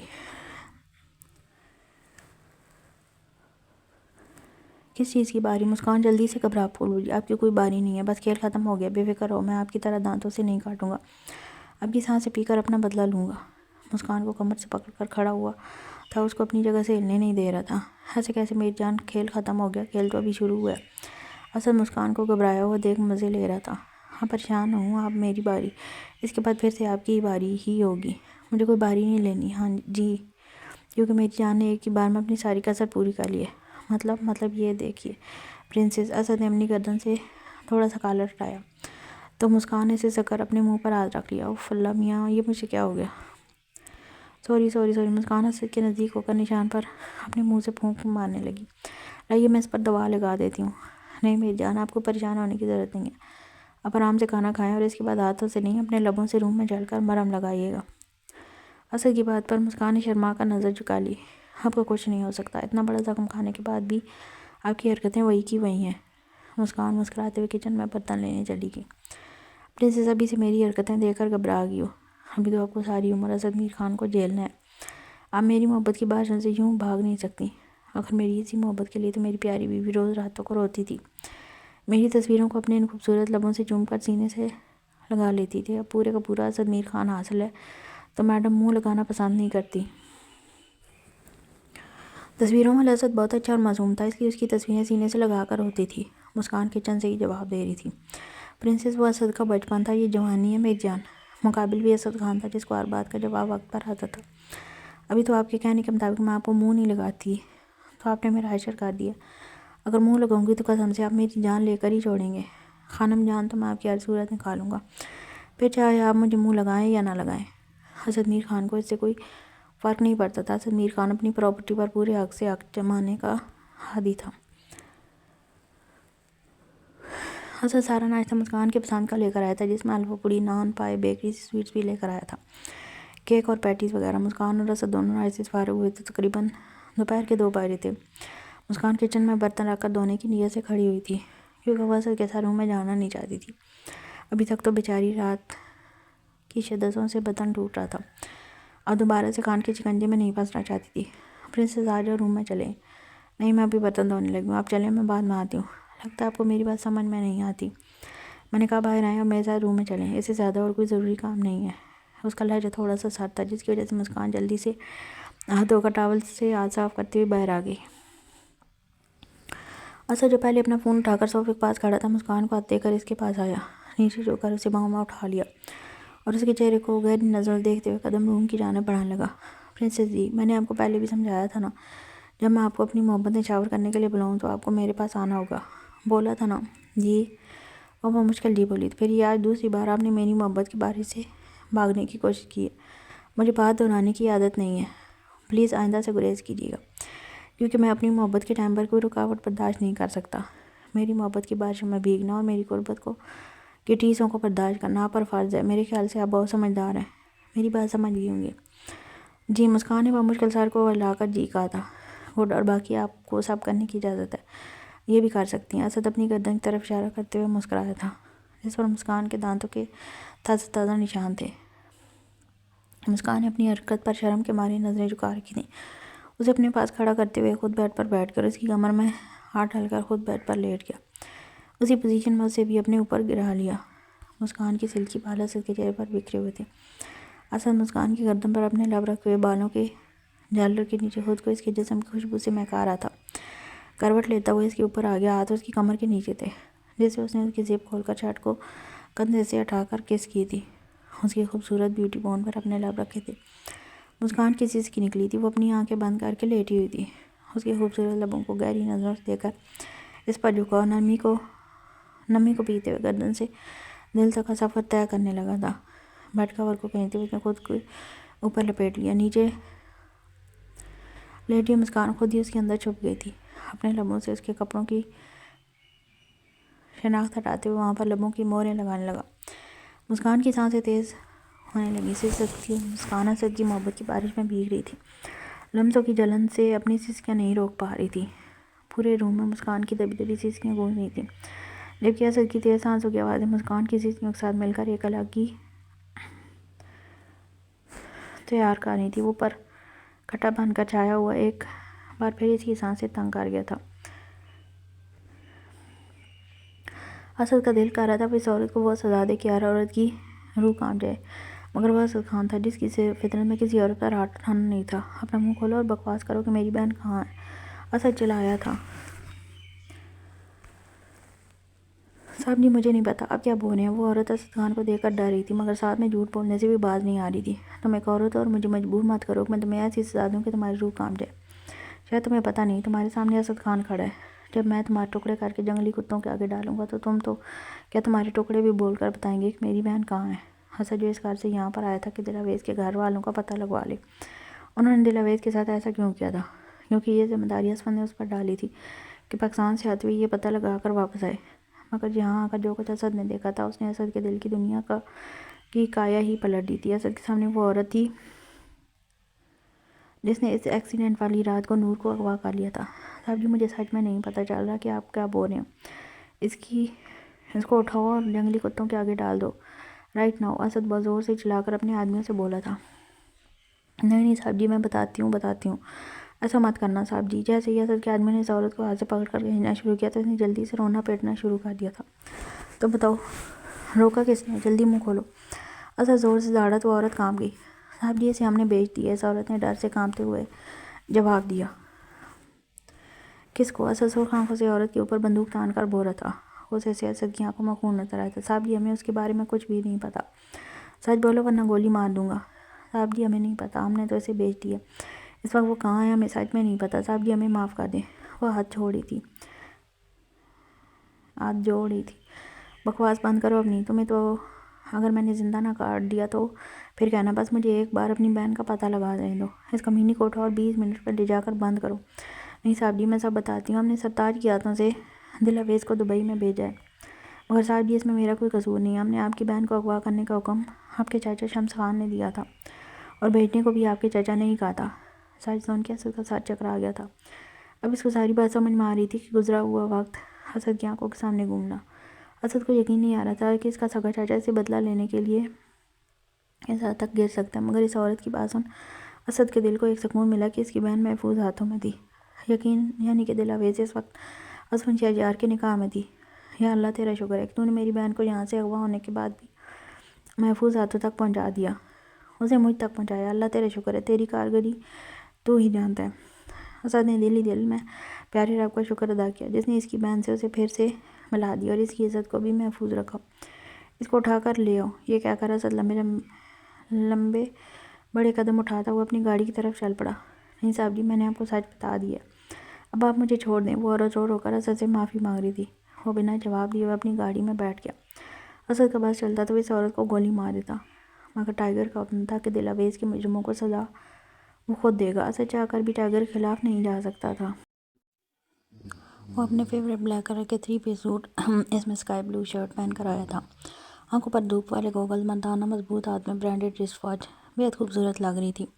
پیروں میں آئش پپی کے شوز پہنے ہوئے وہ اپنی فیورٹ بلیک لینڈ کروزر سے جب نیچے اترا تو قسم سے کسی ملک کا خوبصورت مغرور شہزادہ لگ رہا تھا۔ اپنی اکڑو مغرور چال سے چلتا ہوا اپنے آفس میں داخل ہوا تھا۔ وہ اتنا جاذبی نظر لگ رہا تھا کہ لڑکیاں تو کیا مرد بھی اسے سرائے بھی نہ رہ سکتے تھے۔ Good morning sir, good morning, میرے روم میں آؤ۔ ٹائیگر آج کافی دن کے بعد اپنے آفس پہنچا تو پوری ٹیم محتاط ہو کر سر جھکائے کھڑی تھی۔ ٹائیگر نے سلیم کو آفس روم میں بلوایا تھا۔ سلیم ٹائیگر کے قدموں پر قدم رکھتے ہوئے روم میں پہنچ چکا تھا۔ اب بولو خبر کیسے پھیلی کہ میں نکاح کر چکا ہوں؟ نو آئیڈیا سر، مگر یہ خبر جنگل کی آگ کی طرح پھیل چکی ہے کہ آپ نکاح کر چکے ہیں اور آپ۔ سلیم کہتے کہتے چپ کر گیا۔ اور میں کیا؟ ٹائیگر ٹانگ پر ٹانگ رکھے ہوئے اپنی چیئر پر بیٹھا ہوا تھا، اسے ادھر سے ادھر گھما رہا تھا۔ سلیم کی بات پر ٹائیگر نے آئی برو کو اٹھا کر پوچھا تھا، سر یہی کہ آپ اپنی وائف سے بےحد پیار کرتے ہیں؟ سر سننے میں بھی یہ آیا کہ میم کی جان کو خطرہ ہے، وہ ڈرتے ڈرتے بول رہا تھا۔ کوئی اس کی طرف آنکھ اٹھا کر تو دیکھے، اس کی آنکھیں نکال دوں گا، اس کا سینہ چیر کر اپنے ہاتھوں سے دل نوچ کر بائنا رکھ دوں گا، جو میری بیوی کی طرف آنکھ اٹھا کر بھی دیکھے گا۔ ٹائیگر کی آنکھوں میں خون نظر آیا تھا۔ سوری سر، مجھے جو رپورٹ ملی مجھے لگا آپ تک پہنچانی بےحد ضروری ہے۔ ٹائیگر کی خونی آنکھوں کو دیکھ کر وہ ڈر رہا تھا۔ یہ خبر تم نے اسد کو دے دی ہے؟ جی سر، وہ آج رات کی فلائٹ سے پہنچ جائیں گے۔ آؤٹ۔ ٹائیگر نے آنکھ کے اشارے سے سلیم کو روم سے باہر جانے کا بولا تھا۔ دل کی جان کو خطرہ ہے، یہ سن کر اس وقت ٹائیگر کے دل میں آگ لگی ہوئی تھی، اس کا دماغ کھول رہا تھا۔ ٹائیگر نے سامنے پڑا ہوا فون ٹیبل سے اٹھایا تھا۔ وہ فون کی اسکرین پر لگے وال پیپر پر دل کی تصویر دیکھ رہا تھا۔ وہ اپنے نابی لبوں سے مسکرایا تھا جس سے اس کی ڈمپل گہرے ہو گئے تھے۔ مغرور چہرے پر اسمائل کسی قیامت سے کم نہیں لگ رہی تھی۔ ٹائیگر نے اپنے گھر کے آفس روم کا کیمرہ لیپ ٹاپ پر زوم کر کے دیکھا تو دل اسمند کے کہنے کے مطابق آفس روم میں بیٹھی اسمند کا انتظار کر رہی تھی۔ وہ صوفے پر بیٹھی ہوئی اپنے بالوں کے لٹوں سے کھیلتی ہوئی معصوم سی بچی لگ رہی تھی۔ دل ڈر کے اپنی کرسی سے اچھل کر کھڑی ہو گئی تھی۔ ٹائیگر کے پورے گھر میں خفیہ مائک اور کیمرے لگے ہوئے تھے۔ اسمند نے مائک پر آواز دی تو دل اسمند کی آواز سن کر ڈر کر کرسی سے کھڑی ہو گئی۔ وہ سمجھ نہیں پا رہی تھی کہ آواز کہاں سے آ رہی ہے۔ آپ کہاں ہیں؟ آپ کے دل میں؟ دل روم میں ادھر ادھر نظریں دوڑانے کے بعد پریشان ہو کر اپنے ہونٹوں کو چبانے لگی۔ دل ان بیچاروں کو چھوڑ دو، ان کا کوئی قصور نہیں ہے، ہر بات پر ان پر ظلم کرنا چھوڑ دو میری جان، اور سامنے لیپ ٹاپ پر دیکھو۔ دل نے سامنے لیپ ٹاپ پر دیکھا تو وہ آفس بیٹھا ہوا تھا۔ دل اسمند کو دیکھ کر کھل اٹھی تھی۔ میری جان کیا کر رہی ہے؟ کچھ بھی نہیں، بور ہو رہی ہوں۔ اچھا جی، بور کیوں ہو رہی ہو؟ کیونکہ مجھے آپ کے بنا گھر اچھا نہیں لگ رہا۔ دل نے اتنی معصومیت سے کہا جیسے ایک چھوٹا بچہ اپنے کھلونے سے دور رہ کر اداس جاتا ہے۔ دل کی کیفیت بالکل اس وقت ویسی ہی تھی۔ صدقے جاؤں آپ کی معصومیت پر، میری جان چند گھنٹوں کی بات ہے، اس کے بعد میں اپنی جان کے پاس آ جاؤں گا۔ منہ اوپر کریں اور مجھے مسکرا کر دکھائیں، آپ مجھے یوں اداس اچھی نہیں لگتی۔ میری طرف دیکھو دل، شاباش، جلدی سے مسکرا کر دکھاؤ، ویری گڈ، اب جلدی سے جاؤ اور دروازہ کھولو، باہر امجد کھڑا ہوگا، وہ آپ کے لیے ناشتہ لے کر آیا ہے، آپ وہ لے کر آئیں۔ اسمن نے پورے گھر میں کیمرے اور مائک لگائے ہوئے تھے، جس کی وجہ سے اسمن پورے گھر کو دیکھ سکتا تھا۔ امجد ناشتہ لے کر پہنچ گیا، ٹائیگر یہ دیکھ چکا تھا۔ السلام علیکم بھابی جی، امجد نے نظروں کو جھکا کر سلام کیا تھا۔ وعلیکم السلام، یہ آپ کے لیے کھانا ٹائیگر صاحب نے بھیجا، تھینک یو۔ وہ دل 2 پارسل لے کر آفس روم میں واپس آ گئی۔ یہ والا پارسل کھولو، اسمن نے ہاتھ سے اشارہ کیا۔ امجد 2 پارسل دے کر گیا تھا۔ دل نے جیسے ہی پارسل کھولا، اس کے اندر بہت ہی خوبصورت موبائل دیکھ کر دل بہت خوش ہوئی۔ یہ کس کے لیے ہے؟ وہ موبائل کو پارسل سے نکال کر بہت چہکتی ہوئی بولی تھی، یہ اسمن کی جان کے لیے، اس میں میرا نمبر سیو ہے، آپ جب چاہیں مجھ سے بات کریں۔ Thank you. دل اتنا مہنگا اور خوبصورت موبائل اپنے لیے دیکھ کر بہت خوش ہو رہی تھی۔ میری جان کو پسند آیا؟ بہت زیادہ، جی بہت زیادہ، بہت پر زور دیتے ہوئے مسکرا کر بولی تھی۔ تو ٹھیک ہے، اپنا تھینک یو میں آپ سے رات کو آ کر لوں گا۔ دل کو پتہ تھا کہ اسمن کیا بول رہا ہے، اس لیے شرما کر اپنا موبائل دیکھ کے جا رہی تھی۔ میری چھوئی موئی، اگر شرما لیا ہو تو آپ مجھے ناشتہ کر کے دکھا دو۔ وہ دل اس طرح شرمایا وہ دیکھ کر ہنستے ہوئے بولا تھا، نہیں میں رات کو آپ کے ساتھ کھاؤں گی، ابھی تو ناشتہ کر کے نہیں گئے نا؟ نہیں، میں تو ناشتہ کر کے آیا ہوں، بہت جوسی ناشتہ تھا، اس کا ٹیسٹ ابھی تک میرے لبوں پر ہے۔ اسمن پلیز چپ ہو جائیں، دل کا یوں شرمانا ہی تو اسمن کو بہت پسند تھا۔ دل شرما رہی تھی اور اسمن جان لٹاتی ہوئی نظروں سے اسے دیکھ رہا تھا۔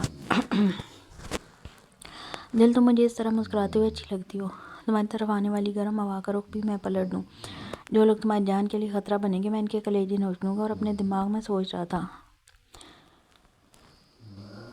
اسد جب سے گھر واپس آیا، مسکان ایک چیز نوٹ کر رہی تھی کہ اسد کسی گہری سوچ میں پڑا ہوا تھا۔ وہ خوش بھی تھا کیونکہ وہ سوچتے ہوئے بار بار مسکرا رہا تھا۔ جناب کیا بات ہے، بڑے اکیلے اکیلے مسکرایا جا رہا ہے؟ ہاں پرنسس، بات ہی بہت خوشی کی ہے۔ اچھا مجھے بھی تو پتہ چلے کہ آپ کو ایسا کون سا خزانہ مل گیا ہے۔ جو وہ مسکراتے ہوئے اس کے پاس بیٹھ گئی تھی۔ پرنسس پلیز، آپ میری بات کو سمجھنے کی کوشش کرنا، میں آپ کو اس وقت کچھ بھی نہیں بتا سکتا، مگر بہت جلد میں آپ کو اپنی خوشی کا راز بتا دوں گا۔ اسد نے مسکان کے ہاتھ کو نرمی سے پکڑ کر اپنے مضبوط ہاتھ میں قید کیا تھا۔ اسد پلیز اتنا سسپینس مت کریٹ کریں، مجھے ڈر لگ رہا ہے۔ خان کی جان، ڈرنے کی ضرورت نہیں ہے، سمجھنے کی ضرورت ہے۔ اسد آج رات کی فلائٹ سے دبئی واپس جا رہا تھا۔ جانا تو اسد کا پہلے سے ہی کنفرم تھا، جب سے اسے یہ پتہ چلا تھا کہ ٹائیگر پر اٹیک ہوا ہے۔ اسد جلد از جلد واپس دبئی پہنچنا چاہتا تھا، کیونکہ وہ ٹائیگر کی جان کے ساتھ کسی بھی طرح کا رسک نہیں لے سکتا تھا۔ مگر آج سلیم سے بات ہونے کے بعد جانا اور بھی ضروری ہو گیا تھا، کیونکہ ٹائیگر اور دل اویس کی نکاح کے بعد مافیا میں جنگل کی آگ کی طرح پھیل چکی تھی۔ مافیا کے جو لوگ ٹائیگر کے دشمن تھے، ان کی آج ٹائیگر کی کمزوری لگ چکی تھی، اور سلیم کی خبر کے مطابق دل اویس کی جان کو خطرہ تھا۔ وہ لوگ دل اویس پر اٹیک کر کے ٹائیگر کو کمزور کرنا چاہتے تھے، اس لیے آج رات کو یہ اسد کا وہاں پر جانا بے حد ضروری ہو گیا تھا۔ مگر یہ بھی سچ تھا، وہ مسکان کو یوں روتے ہوئے چھوڑ کر نہیں جا سکتا تھا۔ جن آنکھوں میں وہ خوشیاں دیکھنا چاہتا تھا، ان میں اپنے نام کے آنسو کیسے بھر کے جانے کی ہمت کرتا۔ اسد کی ٹکٹ کنفرم ہو چکی تھی۔ اسد کو پتہ تھا کہ سب سے مشکل مرحلہ مسکان سے جانے کی اجازت لینا ہے۔ مسکان، مجھے واپس جانا پڑے گا، بہت ضروری کام ہے۔ بس اسد کے کہنے کی دیر تھی کہ اس کے مسکراتے ہنستے چہرے پر ویرانی چھا گئی۔ مسکان کی موٹی موٹی کالی لینس والی آنکھوں سے پلکوں کی بال کو توڑتے ہوئے آنسو کی بچھاڑ چکی تھی۔ پرنسس پلیز رونا مت، ورنہ میں نہیں جا سکوں گا۔ وہ اسے اپنے قریب کرتے ہوئے ساتھ لگا کر چپ کروا رہا تھا۔ آپ سے کس نے کہا کہ میں آپ کو جانے دوں گی؟ مسکان نے روتے ہوئے بھیگی پلکوں کو اٹھا کر جب اسد کی طرف دیکھ کر جواب دیا تو اسد کو ایک پل کے لیے اپنا دل رکتا ہوا محسوس ہوا تھا۔ مسکان کی آنکھوں میں اتنا ڈر تھا کہ اسد مسکان کی آنکھوں میں دیکھ ہی نہ سکا۔ پرنسس جانا ہے، بے حد ضروری ہے، ورنہ کس کمبخت کا دل کرتا ہے اپنی اتنی خوبصورت بیوی کو چھوڑ کر جانے کو؟ ایسا کون سا کام ہے جو آپ کو شادی کے دوسرے دن ہی اپنی بیوی کو چھوڑ کر جانا پڑا ہے؟ وہ چیخوں کے ساتھ روتے ہوئے بمشکل بولی تھی۔ میری بات سمجھنے کی کوشش کرو مسکان، نہیں آپ سمجھنے کی کوشش کریں، وہ اسد کی بات کو کاٹتے ہوئے بولی تھی۔ ہمیشہ میں ہی کیوں سمجھنے کی کوشش کروں؟ جب آپ کا دل چاہا آپ کو مجھ سے پیار ہو گیا، جب آپ کا دل چاہا آپ نے نکاح کر لیا، جب آپ کا دل چاہا مجھ سے دور چلے گئے۔ آپ کا دل نہیں چاہا تو 10 سال تک مجھے فضول سمجھ کر کبھی مجھ سے بات کرنے تک کی ضرورت محسوس نہیں کی۔ جب آپ کا دل اچانک واپس آ کر مجھے اپنی زندگی میں واپس سے شامل کر لیا، اور اب آپ کا دل پھر چاہا تو آپ مجھے چھوڑ کر ضروری کام سے دبئی واپس جانا چاہتے ہیں۔ ہر بار قربانی مسکان ہی کیوں دے، ہر بار میں ہی کیوں سمجھوں؟ وہ ہچکیوں سے رو رو کر بول رہی تھی۔ مسکان اپنے دل کی بڑاس نکال کر روتے ہوئی اپنے ہاتھوں کی پشت سے بڑی بے دردی سے اپنی نازک سی گالوں کو رگڑتے ہوئے وہاں سے اٹھ کر جا رہی تھی۔ پرنسس واپس آؤ، مجھے نہیں آنا، کہتی ہوئی روم سے باہر جانے کے لیے ابھی ڈور کے ہینڈل پر ہاتھ رکھی تھا کہ اسد بیڈ سے نیچے تیز رفتار سے اتر کر مسکان کے سامنے آ گیا۔ مسکان کی کمر میں ہاتھ ڈال کر اسے اپنے قریب کر لیا۔ اسد نے مسکان کو اپنے اتنے قریب کر رکھا تھا کہ مسکان کے نازک کانپتے ہوئے ہونٹ اسد کے نابی سلگتے ہوئے ہونٹوں سے ٹکرا رہے تھے۔ اب بولو، کیسے کہا کہ آپ میرے پاس نہیں آئیں گی؟ کتنی بار بولا ہے مسکان کہ جب میں آپ کو اپنے پاس بلاؤں تو میں بدلے میں انکار نہیں سننا چاہتا۔ اسد مسکان کی گردن پر اپنے ہونٹوں کے گرم گرم لمس چھوڑتے ہوئے اپنی بات اس تک پہنچا رہا تھا۔ یوں صرف مجھ پر ہی فرض ہے کہ جب آپ مجھے اپنے پاس بلائیں تو میں انکار نہیں کر سکتی، مگر جب آپ کا جب دل چاہے مجھے سانسوں سے زیادہ قریب کر لیتے ہیں، جب دل چاہتا ہے تو ہزاروں میل دور چلے جاتے ہیں۔ دونوں ہاتھ اسد کے سینے کے اوپر رکھ کر پیچھے کی طرف دھکیلتی ہوئی بولی تھی، مگر وہ اسد کو اپنی جگہ سے 1 انچ بھی ہلانے میں کامیاب نہیں ہو سکی۔ مسکان کی نازک جان شاید وہ اسے میں یہ بھول گئی تھی کہ اس کے سامنے 6 فٹ کا خوبرو نوجوان پٹھان کھڑا ہے، جس کا سینہ کسی مضبوط چٹان کی مانند تھا، جس پر ہاتھ زور سے مارنے کی وجہ سے مسکان کو اپنی ہتھیلیوں میں شدید درد محسوس ہو رہا تھا۔ ہاں ہے مجھے حق کہ میں جب چاہوں آپ کو اپنی سانسوں سے بھی زیادہ قریب کر لوں، مگر آپ مجھے خود سے دور کریں، یہ حق اسد میر خان نے آپ کو نہیں دیا۔ اسد پاگلوں کی طرح مسکان کے چہرے کا طواف کر رہا تھا اور اپنے نابی سلگتے ہوئے ہونٹوں کے لمس چھوڑے جا رہا تھا۔ مسکان کی سانسیں تیز ہونے لگی تھی۔ ہاں مجھے ایک ہی بار کیوں نہیں مار دیتی؟ یہ بار بار مجھ سے آپ کی جدائی کا دکھ برداشت نہیں ہوتا۔ وہ اسد کی باہوں میں پگھلنے لگی تھی۔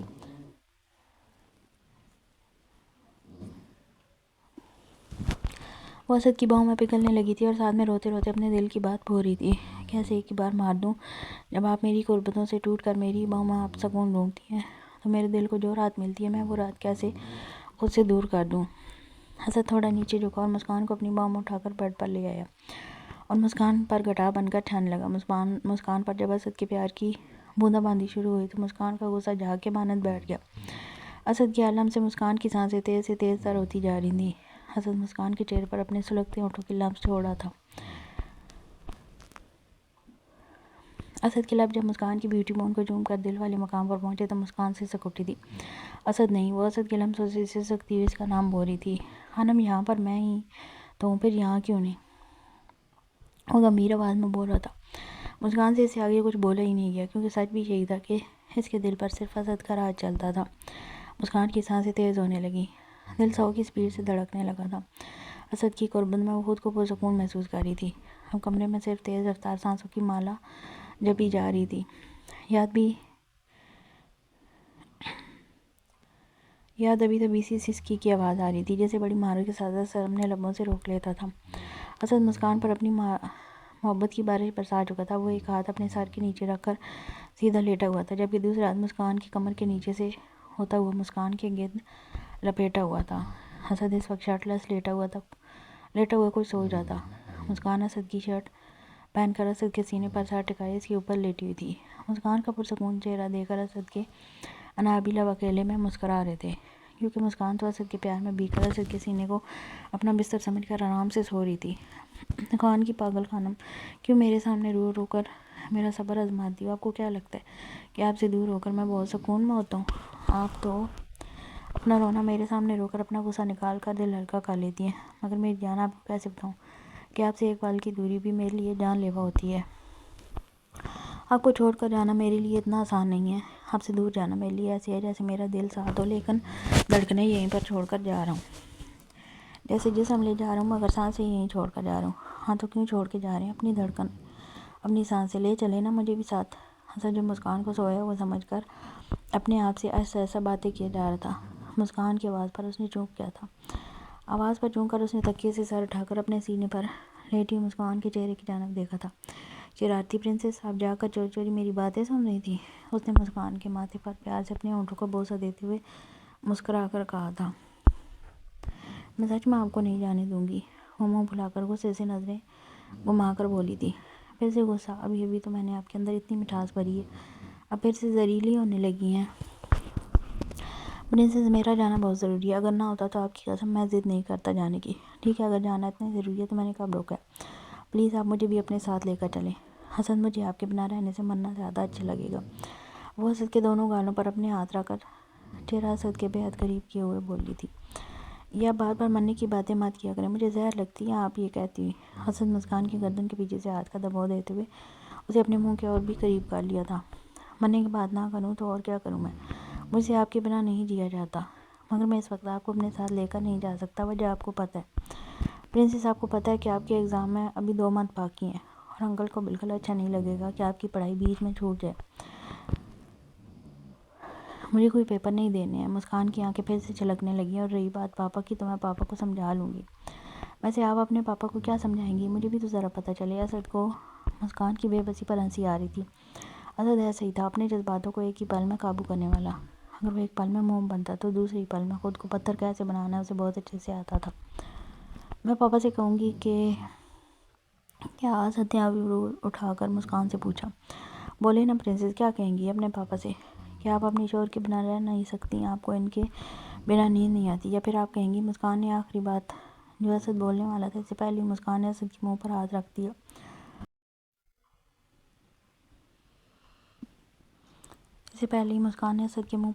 اور نفی میں سر کو لاتے ہوئے شرم سے لال ہونے لگی تھی۔ آپ کو پتہ، آپ بہت بے شرم قسم کے آدمی ہیں۔ اسد نے مسکراتے ہوئے مسکان کے ہاتھ کو نرمی سے پکڑ کر اپنے منہ سے ہٹا کر اپنے لبوں سے چوم کر آنکھ دبائی تھی۔ بہت اچھے سے پتہ ہے میں انتہائی بے شرم انسان ہوں، مگر یقین جانو میرے اندر کی ساری بے شرمیاں آپ کے سامنے آنے سے ہی نکل کر سامنے آتی ہیں۔ پھر سے سارا کیسا اسد مسکان پر ڈال چکا تھا۔ مسکان، اب میری بات غور سے سنیں، جو بات میں بولنے والا ہوں شاید اس کے بعد مجھے آپ کو کسی قسم کی صفائی نہ دینی پڑے۔ وہ سیریس ہو کر بولا تو مسکان اسد کی بات کو غور سے سننے لگی۔ آپ کے لیے خوشخبری ہے کہ نور ہمیں مل چکی ہے۔ کیا آپ سچ بول رہے ہیں؟ وہ حیران آنکھوں سے پوچھ رہی تھی۔ ہاں بالکل سچ، اور اس سے بھی بڑی ایک خوشخبری ہے آپ کے لیے۔ وہ کیا؟ مسکان نے بڑی تجسس سے اسد کی آنکھوں میں آنکھیں ڈال کر پوچھا تھا۔ مسکان اب بھی اسی پوزیشن میں اسد کے سینے کے اوپر لیٹی ہوئی تھی۔ آپ کو پتہ ہے نور کی شادی کس سے ہوئی ہے؟ کیا نور کی شادی بھی ہو گئی ہے؟ مسکان بیچاری پر ایک سے بڑھ کر ایک راز افشاں ہو رہے تھے۔ جی ہاں، نور کی شادی ہوگی، اور ان کے شوہر کا نام اسفند شہریار ہے۔ کیا مطلب؟ اسے اپنے کانوں پر یقین نہیں آ رہا تھا۔ مطلب یہ کہ نور آپ کی بھابھی ہیں۔ مسکان نے بڑی بے یقینی سے اسد کی طرف دیکھ رہی تھی۔ اس کا مطلب اس دن بھائی نے جس لڑکی سے مجھے بھابھی کہہ کر ملوایا تھا وہ نور تھی، مگر بھائی تو اس کا نام دل کہہ کر پکارے تھے۔ ہاں، کیونکہ گھٹیا لوگوں نے میری بہن کا نام نور سے بدل کر دل آویز رکھ دیا تھا۔ ان لوگوں کا نام لیتے ہوئے غصہ اسد کی آنکھیں ایک دم سے لال انگارہ ہو گئی تھی۔ اسد کی یہ حالت دیکھ مسکان نے جلدی سے بات کا رخ بدل لیا۔ اور بھائی اور نور ایک ساتھ کتنے پیارے لگ رہے تھے، مگر اسد بھائی نور کو صرف دل کہہ کر ہی کیوں بلا رہے تھے؟ کیونکہ آپ کے بھائی کو دوسروں پر دھونس جمانے کا بہت شوق ہے، اس لیے اپنی مرضی میری بہن کا نام بھی بدل لیا اور اس کے ساتھ زبردستی نکاح بھی کر لیا۔ کیا بھائی نے نور کے ساتھ زبردستی نکاح کیا؟ مسکان نے پریشان ہو گئی تھی۔ اسد کو اپنی غلطی کا احساس ہوا کہ مسکان اس کی بات سے کافی پریشان ہو گئی تھی۔ پرنسس، میں مذاق کر رہا تھا، اسفند سے زیادہ اچھا شوہر نور کو کبھی نہیں مل سکتا تھا۔ اسفند نور سے بے حد محبت کرتا ہے، اور میں خوش ہوں کہ میری بہن اسفند شہریار کی بیوی ہے جو اس کی حفاظت بھی مجھ سے زیادہ کر سکتا ہے۔ اسد کی پوری بات سن کر مسکان کی جان میں جان آئی تھی۔ اب بتاؤ پرنسس، میرا جانا ضروری ہے نا؟ میں نور کو مل کر بتانا چاہتا ہوں کہ میں اس کا سگا بھائی ہوں۔ پلیز اب آپ روئے بنا میری تیاری کروا دیں پلیز۔ مسکان کی پلکیں تو اسد کے جانے کے نام سے پھر سے بھیگ گئی تھی، مگر اس نے ہاں میں سر کو ہلا دیا۔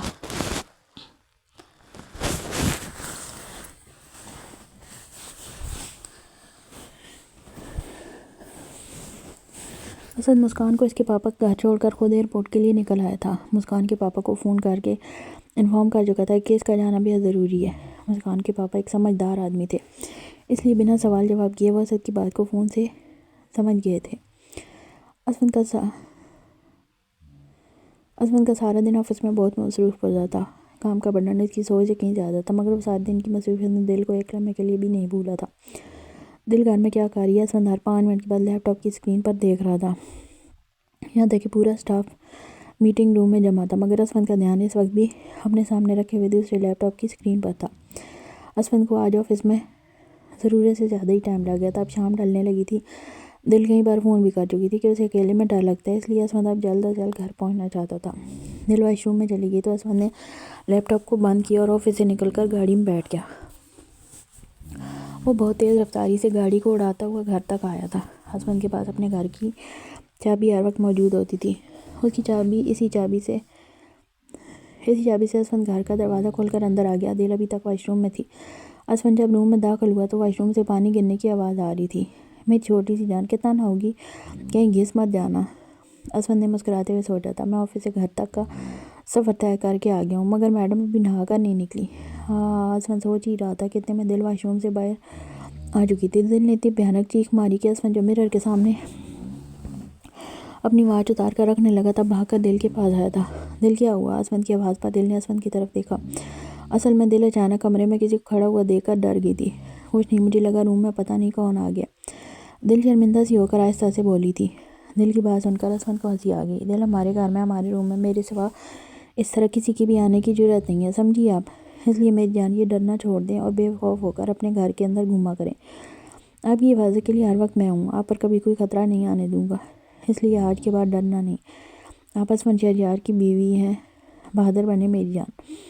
اسفند نے کہہ کر دل کو اپنے سینے سے لگا کر ماتھے پر بوسہ دیا اور اسے خود کے ساتھ میچ لیا۔ اسفند کو دل کے گیلے بالوں کی خوشبو بہکا رہی تھی۔ اسفند دل کے چہرے کو اپنے ہاتھوں کے پیالے میں بھر کر دل کے لبوں پر جھکنے ہی والا تھا کہ دل نے اسفند کے سینے پر اپنے ہاتھوں کا زور دے کر پیچھے کیا۔ آپ کو اور کوئی کام آتا بھی ہے یا نہیں؟ دل، واپس آؤ، صبح سے کام ہی کر رہا تھا، اب اگر آپ نے کوئی چالاکی کی تو مجھ سے برا کوئی نہیں ہوگا۔ دل جو اسفند کو اپنے ہاتھ کا انگوٹھا دکھا کر چڑھاتے ہوئے روم سے باہر بھاگ کر لاؤنج میں چلی گئی تھی۔ دل، واپس آؤ یار، مت تنگ کیا کرو۔ اسفند اسے اونچی آواز میں بلا رہا تھا۔ میں تو نہیں آ رہی۔ تو ٹھیک ہے، میں بھی نہیں آ رہا۔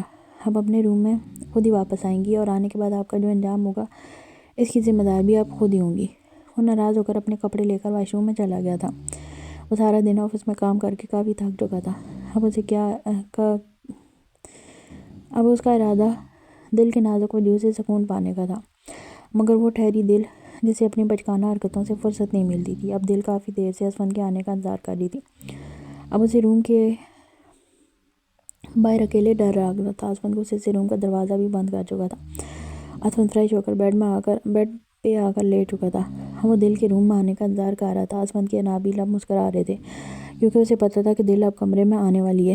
ہائے اللہ میاں، یہ لائٹ کیسے چلے گی؟ اور پہلے تو کبھی نہیں جاتی، اس لائٹ نے بھی آج مجھے ہی ذلیل کروانا تھا۔ اب میں اندر کیا منہ لے کر جاؤں گا؟ اسفند کیا سوچیں گے کہ میں خود ہی ہار مان کر روم میں واپس آ گئی ہوں۔ چھوڑو، دوا کرو اپنی انا کو، وہ میری شوہر ہے، ان سے کیسی ہار اور جیت ہے؟ دل خود ہی سوال کر رہی تھی اور خود ہی جواب دے رہی تھی۔ اصل میں دل کو اندھیرے میں ڈر لگ رہا تھا، اس لیے وہ روم میں واپس جانا چاہتی تھی۔ اسفند نے سیکیورٹی گارڈ کو کال کر کے لائٹ خود بند کروائی تھی۔ اسے اچھے سے پتہ تھا دل کو اندھیرے سے بہت ڈر لگتا ہے۔ اب دل باجی خود ہی سوال جواب کر کے تھک کر اب اس کے قدم روم کی طرف بڑے تیزی سے بڑھے تھے۔ دل یا حی یا قیوم کا ورد کر رہی تھی۔ اسے لگ رہا تھا اس کے ارد گرد اندھیرے میں جن اور بھوت ہی منڈلا رہے ہیں۔ دل ورد کرتے ہوئے تقریباً بھاگتے ہوئے انداز سے روم کا دروازہ کھول کر روم کے اندر داخل ہوئی تھی۔ اسفند، آپ کہاں ہیں؟ اسفند، پلیز آواز دیں، مجھے ڈر لگ رہا ہے۔ ڈر کے مارے دل کی آنکھوں میں آنسو آ گئے تھے اور ڈر سے دل اتنی زور سے دھڑک رہا تھا، ایسے لگتا تھا جیسے دل دیواریں توڑ کر ابھی باہر آ جائے گا۔ اسفند جو دل کی آوازیں سن رہا تھا، بیڈ پر آرام سے لیٹے ہوئے، اس نے کوئی جواب نہیں دیا۔ اسفند، پلیز آپ روم میں ہیں نا، جواب دیں۔ اسفند کو اب اندازہ ہوا کہ دل ضرورت سے زیادہ ڈر گئی ہے، کیونکہ اس کی آنکھوں سے لرزش والی آواز سے صاف پتہ چل رہا تھا کہ وہ رو رہی ہے۔ دل، میری جان، میں روم میں ہی ہوں۔ وہ تیزی سے بیڈ سے اٹھ کر دل کی آواز کی سمت چلنے ہی لگا تھا کہ دل آ کر اسفند سے ٹکرا گئی تھی اور وہ دونوں بیڈ پر گر گئے۔ وہ اسفند کے نیچے پڑی ہوئی بچوں کی طرح ہچکیاں لے لے کر رو رہی تھی۔ کیوں نہیں آواز دے رہے تھے آپ مجھے؟ اتنا ڈر لگ رہا تھا۔ سوہر جان، مجھے نہیں پتا تھا آپ اتنی زیادہ ڈر جاؤ گی۔ اسفند کو سچ میں اپنی غلطی کا احساس ہو رہا تھا۔ جان، رونا بند کرو، میں یہیں پر ہوں، میرے ہوتے ہوئے آپ کو ڈرنے کی ضرورت نہیں ہے۔ کتنی بار یہ بات آپ کو سمجھاؤں؟ جان، آپ کے شوہر سے دنیا ڈرتی ہے اور میری بیوی میری ہی پاؤں میں پڑی ہوئی اندھیرے سے ڈر رہی ہے، مجھے تو ڈوب کے مر جانا چاہیے۔ اسفند قبل سے دل کو چپ کروا رہا تھا، مگر دل کا ڈر ختم نہیں ہو رہا تھا۔ وہ اسفند کے سینے میں منہ چھپائے سنسیاں لیے جا رہی تھی۔ مجھ سے بات کریں، میں آپ سے ناراض ہوں۔ سو کر کے روتی ہوئی دل نے بچوں کی طرف سے اپنی ناراضگی کا اظہار کیا تھا۔ وہ اپنے منہ کا رخ دوسری طرف موڑ چکی تھی۔ اصل بات یہ تھی کہ اب لائٹ آ گئی تھی تو دل واپس سے شیر بن چکی تھی، اس لیے اب وہ اسفند کی طرف اپنی پشت کر کے لیٹ گئی تھی۔ اچھا جی، اب لائٹ آ گئی ہے تو آپ کو اپنی ناراضگی یاد آ گئی ہے۔ اسفند نے دل کی کمر مار ڈال کر دل کو اپنے اوپر لٹا لیا تھا۔ جی، اب بولو، کیوں ناراض ہو آپ؟ دل کے سلکی بال جو اسفند کے چہرے پر گھٹا کی طرح پھیل گئے تھے، انہیں اپنے ہاتھ سے پیچھے ہٹا رہا تھا۔ کیونکہ آپ کی وجہ سے مجھے اتنی دیر تک ڈرتے رہنا پڑا۔ اسفند، میری وجہ سے؟ وہ کیسے؟ دل، آپ مجھے لینے نہیں آ سکتے تھے؟ اسفند، اچھا جی، آپ سے کس نے کہا تھا آپ روم چھوڑ کر باہر جائیں؟ دل مجھے جانے کے لیے بھی آپ نے ہی مجبور کیا تھا نا، منہ پھلا کر بولی اسفند۔ میں نے کیسے مجبور کیا تھا؟ اسفند دل کی معصوم سی لڑائی سن رہا تھا۔ اسفند کو دل کی یہی بچکانہ حرکتیں ہی تو پیاری لگتی تھیں۔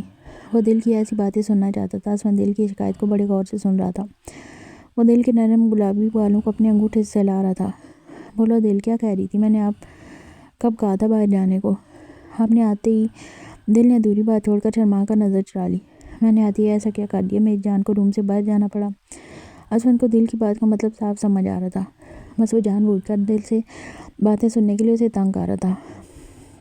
مجھے نہیں پتا، چھوڑے مجھے۔ اسفند چھوڑنے کے لیے تھوڑی پکڑا ہے، ویسے بھی میرے کپڑے پہن کر آپ اتنی ہاٹ لگتی ہو کہ میرے جیسے کمزور دل کا بندہ تو ویسے ہی آپ پر فدا رہتا ہے، اور جب میرے کپڑے پہن کر اتنی ہاٹ لگتی ہو کہ میرا تو دل کرتا آپ کو کھا ہی جاؤں۔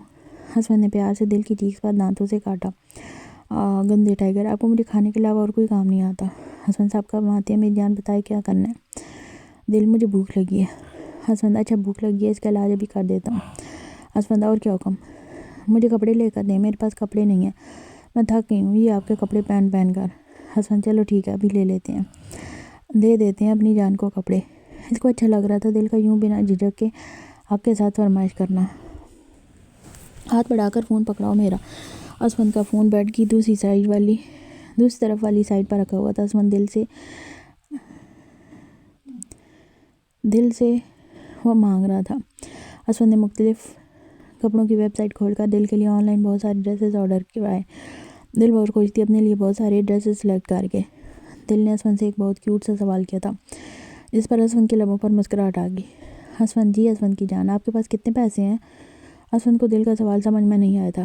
آپ کیوں پوچھ رہی ہیں؟ میں اس لیے پوچھ رہی ہوں کہ میں کتنے اور ڈریسز لے سکتی ہوں، آپ مجھے بتا دیں۔ اصل میں دل اسفند کے بجٹ میں رہ کر شاپنگ کرنا چاہتی تھی۔ اسفند کے لب بے اختیار مسکرا دیے، جس سے اسفند کے گالوں خوبصورت ڈمپل کافی گہرے اٹھتے، جس سے وہ اور بھی دلکش لگ رہا تھا۔ دل کا دھیان کپڑوں سے ہٹ کر اسفند کے ڈمپلز پر چلا گیا۔ میری جان، آپ جتنی مرضی شاپنگ کریں، آپ کو پیسوں کی فکر کرنے کی ضرورت نہیں ہے۔ آپ کا شوہر اتنا تو کما ہی لیتا ہے کہ اپنی بیوی کو اس کی مرضی کی شاپنگ کروا سکے، اس لیے آپ اس چھوٹے سے دماغ میں زیادہ سوچیں مت پالا کریں۔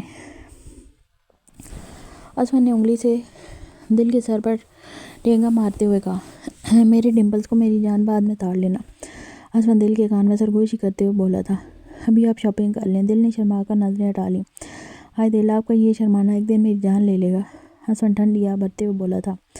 دل پچھلے 3 گھنٹے سے آن لائن شاپنگ کر رہی تھی، وہ بھی اسفند کے سینے پر ساتھ ٹکائے ہوئے۔ اسفند بیڈ پر سیدھا لیٹا ہوا تھا اور دل اسفند کے سینے کو اپنا تکیہ بنا کر فون میں مست تھی۔ اسفند جو اپنے ہاتھوں سے اپنی منمانیاں کیے جا رہا تھا، مگر دل ڈریس سلیکٹ کرنے میں اتنی خوش اور مصروف تھی کہ وہ اسفند کو منمانیاں کرنے سے منع نہیں کر رہی تھی، اور نہ ہی اس کا اس طرف دھیان تھا۔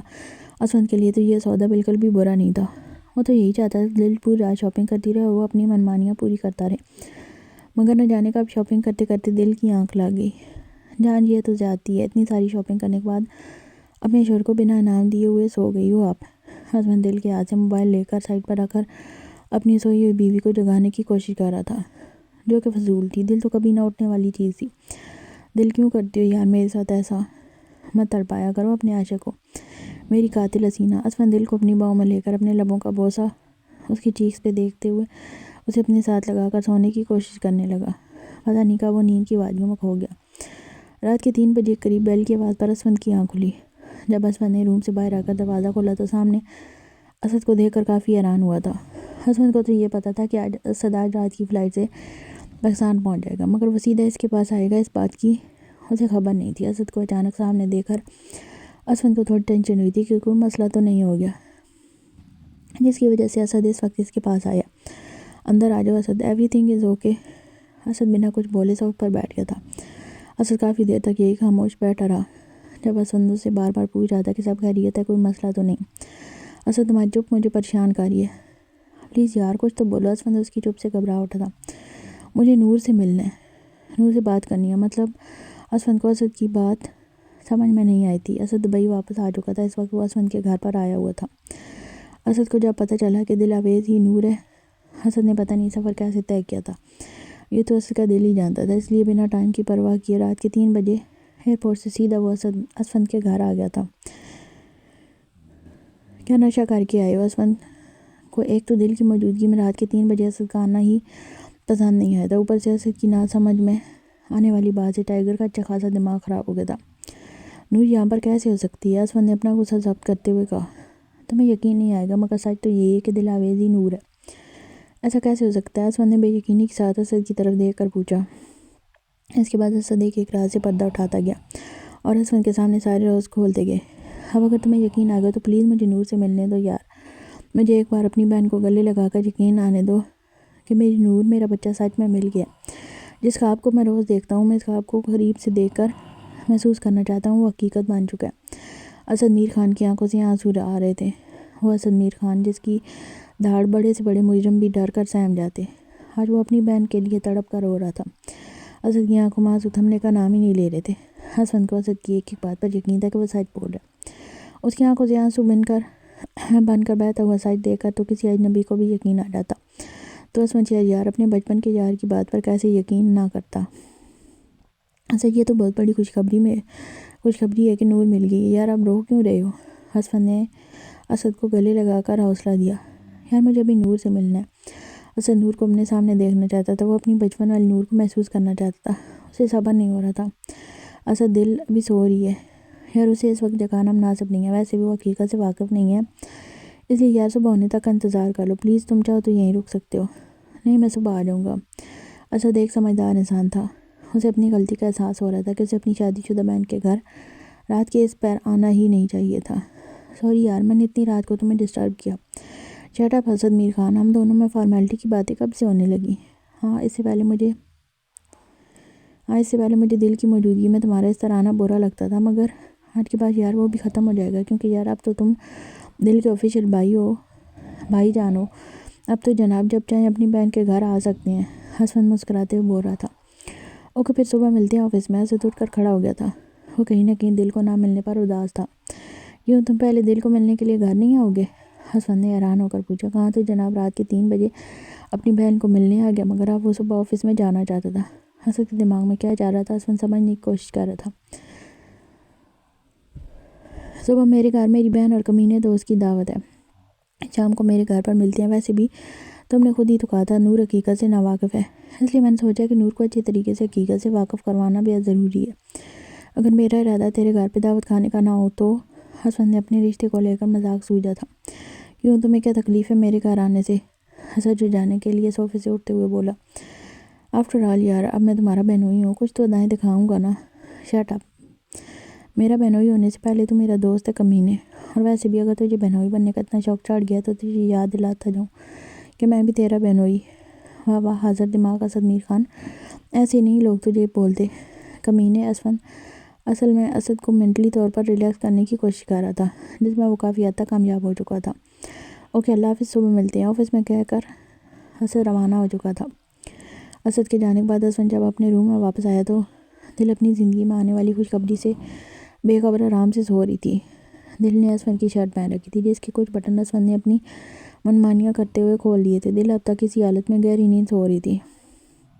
دل کے کھلے ہوئے بالوں کی کچھ آوارہ لٹیں جو اس کے چہرے پر بکھری ہوئی تھی۔ اسود کے دل کو گہری نظروں سے دیکھتے ہوئے مسکرا کر دل کے پاس بیٹھ گیا۔ وہ اپنی انگلی کے پوروں سے آوارہ لٹوں کانوں کو پیچھے کر کے بڑی محبت سے دل کے چہرے کو دیکھ رہا تھا۔ وہ سوتے ہوئے اور بھی خوبصورت لگ رہی تھی۔ دل کے چہرے کو دیکھتے دیکھتے اسود کی نظر دل کے ابھرے ہوئے نیچرل پنک گلاب کی پنکھڑیوں جیسے ہونٹوں پر جا کر ٹھہر گئی تھی۔ اس پنکھڑیوں کو دیکھتے ہی اسود ہمیشہ کی طرح بے قابو ہو کر بہکنے لگا تھا۔ اسود شہریار دیوانہ تھا دل خوبصورت لبوں کا۔ وہ بنا دل کی نیند کا خیال کیے دل کے لبوں کو اپنی قید میں لے گیا تھا۔ دل جو گہری نیند میں سو رہی تھی، اسے اچانک کوئی افطار سے ڈر کر اٹھ گئی۔ وہ اسود کو پیچھے کرنے کی ناکام کوشش کرنے لگی، مگر سامنے چٹان سے زیادہ مضبوط اسود شہریار تھا جو دل کی نازک سی جان سے اپنی جگہ سے کبھی ہل نہیں سکتا تھا۔ اسود جب اپنی مرضی سے پیچھے ہوا تو دل کو اپنی نیند خراب ہونے پر بہت زیادہ غصہ آ رہا تھا۔ وہ غصے سے اسود کو گھور رہی تھی۔ آپ کا مسئلہ کیا ہے؟ مجھے سونے کیوں نہیں دیتے؟ کیوں میری نیند کے دشمن بنے رہتے ہیں آپ؟ وہ شکوہ گار آنکھوں سے دیکھتے ہوئے بول رہی تھی۔ اسود اپنے انابی لبوں سے مسکرا کر دل کی کمر کے نیچے کی طرف سے ہاتھ ڈال کر اسے اپنے اوپر لے آیا تھا۔ آپ کا کیا مسئلہ ہے؟ آپ کیوں مجھے سکون سے نہ جینے دیتی ہیں، نہ سونے دیتی ہیں، نہ کھانے دیتی ہیں، نہ پینے دیتی ہیں؟ وہ اپنی باہوں کا گھیرا دل کی کمر پر مضبوط کرتے ہوئے دیکھ رہا تھا۔ جھوٹ مت بولے، میں نے ایسا کچھ بھی نہیں کیا۔ دل نیند کی خماری سے بھری ہوئی آنکھوں گول کر کے غصے سے بولی، میں جھوٹ نہیں بول رہا، سچ تو یہی ہے کہ اسمن شہریار ایک چٹان کا نام ہے جس کو اپنی جگہ سے لانے کی کسی میں ہمت نہیں ہے۔ اسمن شہریار کو لگتا ہے کہ اسے کبھی کسی سے محبت نہیں ہو سکتی۔ اس اسمن شہریار کو تمہیں جیسی چھوٹی سی لڑکی نے لا کر رکھ دیا۔ اسمن شہریار کسی لڑکی پر مر مٹ جائے، اسمن شہریار ایسا تو کبھی نہ تھا، کسی پر مرنے مٹنے والا، کسی پر فدا ہونے والا۔ کیوں دل تم میرے لیے اتنی خاص ہو گئی ہو کہ آپ کے دور جانے کے خیال سے، آپ کو کھونے کے ڈر سے میری سانسیں رک جاتی ہیں۔ اب آپ آدھی رات کو یہ شاعری کس خوشی میں کر رہے ہیں؟ ہاں اسمن کو دل کی جھنجھلاہٹ پر ہنسی آ گئی۔ شاعری نہیں کر رہا بیوقوف لڑکی، اپنے دل کی بات بتا رہا ہوں، وہ صبح بتا دیجیے گا، ابھی مجھے سونا ہے، کہہ کر اسمن کی کمر میں ہاتھ ڈال کر اپنا منہ اسمن کے سینے میں چھپاتی ہوئی پھر سے سونے کی تیاری میں تھی۔ اگر آپ کی نیند پوری ہوگی ہو تو ذرا مجھے میرا انعام دے دیجیے۔ کیسا انعام؟ کون سا میرے سونے کے بعد آپ نے قلعہ فتح کر لیا ہے جو میں آپ کو انعام دوں؟ اسمن کے سینے میں سر چھپائے ہوئے آنکھیں بند کر کے لیٹی ہوئی جواب دے رہی تھی، قلعہ تو فتح نہیں کیا، مگر اپنی پیاری بیوی کو ایک اچھے شوہر کی طرح شاپنگ کروائی ہے، تو مجھے اس کا انعام تو ملنا چاہیے۔ تو آپ نے کوئی احسان کیا؟ نہیں، میں نے تو ایسا نہیں کہا کہ میں نے کوئی احسان کیا۔ تو پھر انعام کس بات کا؟ یہ آپ کا فرض تھا کہ آپ مجھے میری ضرورت کی سب چیزیں مہیا کریں، آپ میرے شوہر ہیں، یہ آپ کا فرض ہے۔ اچھا جی، ایسے تو پھر بیوی کے بھی بہت سارے فرائض ہیں، ذرا وہ بھی آپ ٹائم سے ادا کر دیا کیجیے۔ ہاں تو میں آپ کا ناشتہ بنا دیا کروں گی۔ دل سمجھ کر بھی نہ سمجھی کر کے بول رہی تھی، تمہارے ناشتے کی ایسی کی تیسی، سیدھے طریقے سے میرا انعام دے دو، یا پھر دوسرے لفظوں میں بیوی ہونے کا فرض ادا کرو۔ میں آپ کا شوہر ہوں اور آپ کا فرض بنتا ہے کہ آپ میری ضرورت کا خیال رکھا کریں۔ کہا تو ہے کہ آج صبح آپ کا ناشتہ بنا کر اپنے فرض میں ادا کر دوں گی۔ دل کو سب سمجھ میں آ رہا تھا کہ اسمن کیا کہہ رہا، مگر وہ جان چھڑا کر سونا چاہتی تھی۔ آپ کے ناشتے کی تو ماں کی آنکھ، مجھے اسی وقت جوس پینا ہے جو میں خود بہت اچھے سے پی سکتا ہوں۔ یہ کہہ کر اسمن دل کے دونوں چیکس پر اپنے حاضرہ کا دل کے اوپر آ گیا اور دل کے نازک سے لبوں کو اپنی قید میں لے کر اپنی منمانیاں کرنے لگا۔ لبوں سے نمی پی کر پیچھے ہٹا تو مچلتی ہوئی دل کی گردن پر اپنے سلگتے ہوئے اناوی لبوں کے لمس چھوڑا تھا۔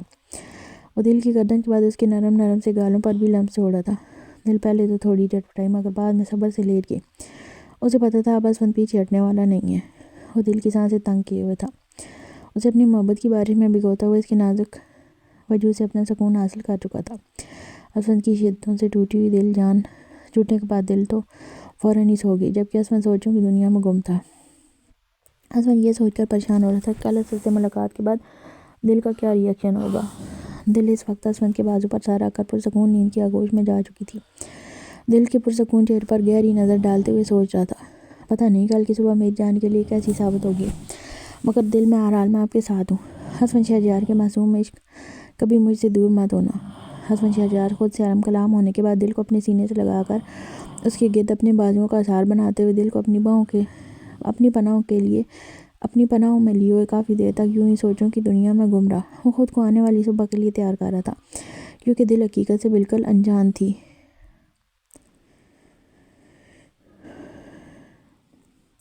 دل نے جو آن لائن شاپنگ کی تھی، اس کی ساری ڈریسز، جیولری، جوتے، کاسمیٹکس اور کچھ چیزیں جو اسمن نے خود سے دل کے لیے آرڈر کی تھی وہ بھی ڈیلیور ہو چکی تھیں۔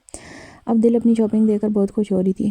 وہ بچوں کی طرح اپنے ڈریسز کو میرے سامنے لے جا کر اپنے ساتھ لگا کر خوش ہو رہی تھی، اور اسمن دل کو خوش دیکھ کر بہت خوش تھا۔ اسمن صوفے پر بیٹھ کر اپنے لیپ ٹاپ پر اپنا ایک خاص پروجیکٹ تیار کر رہا تھا۔ اپنے کام کے دوران بار بار اسمن کی نظریں دل کی طرف اٹھ رہی تھیں۔ دل کی بچکانہ حرکتیں دیکھ کر اسمن سے کام تو نہیں ہو پا رہا تھا۔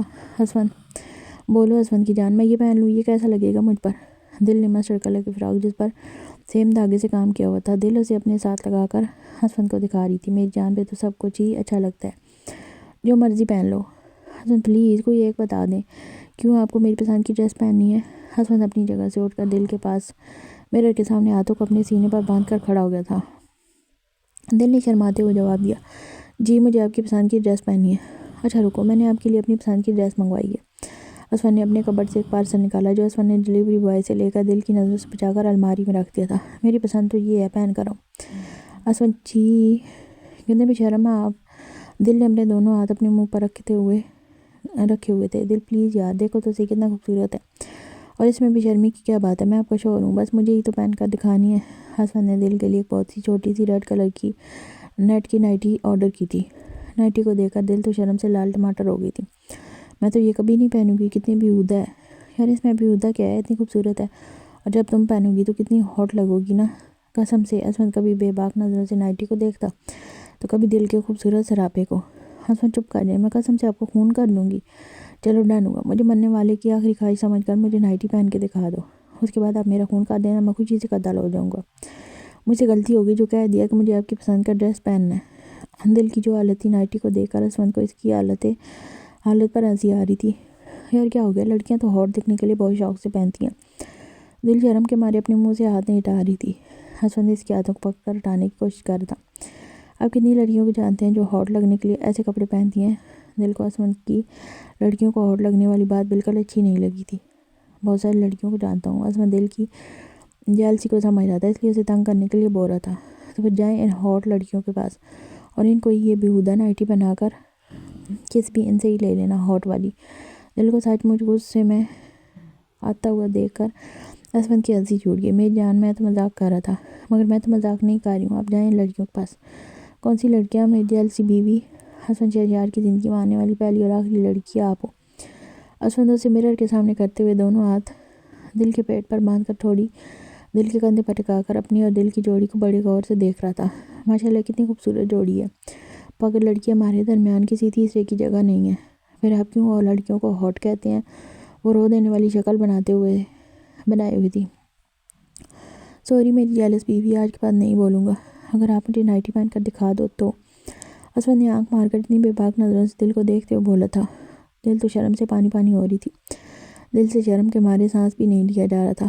ایک تو اسمت دل کو اپنے اتنے قریب کیے ہوئے کھڑا تھا کہ دل گلابی پنکھڑیاں اسمت کے سلگتے ہوئے نابی لبوں سے ٹکرا رہی تھی، اوپر سے اسمت کی بے باک نظریں۔ اف، آپ سب لڑکیوں کو ہاٹ بول سکتے ہیں، میری طرف سے پوری اجازت ہے، بس میری جان چھوڑ دیں۔ وہ خود کو اسمت کی گریپ سے نکالنے کی کوشش کر رہی تھی۔ تمہاری جان کیسے چھوڑ دوں میری کانچ کی گڑیا؟ اسمت نے دل کی نازک سی کمر کو دونوں طرف سے پکڑ کر اسے اوپر اٹھایا اور ڈریسنگ ٹیبل کے اوپر بٹھا دیا۔ وہ اپنے دونوں ہاتھ دل کی دونوں سائڈ پر مرر پر رکھ کر کھڑا ہو گیا، دل کے چہرے پر جھکا تھا۔ ہاں، اسمت نے دل کے ہونٹ کنارے پر کاٹنے کی وجہ سے دل کے منہ سے ہلکی سی چیخ نکلی تھی۔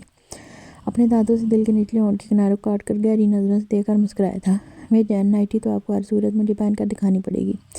خماری سی بھری ہوئی آواز میں اس کے کان میں سرگوشی کی تھی۔ دل، میں نہیں پہنوں گی، دل اٹک کر بولی۔ تو کوئی بات نہیں، میں خود پہنا دوں گا۔ دل، آپ کو شرم نہیں آتی؟ مجھے اسمت کیوں کروں شرم؟ تم میری بیوی ہو، اس لیے مجھے شرم کرنے کی کوئی ضرورت نہیں ہے۔ اسمت، ہمیں دیر ہو رہی ہے، جلدی سے نائٹی پہن کر دکھاؤ۔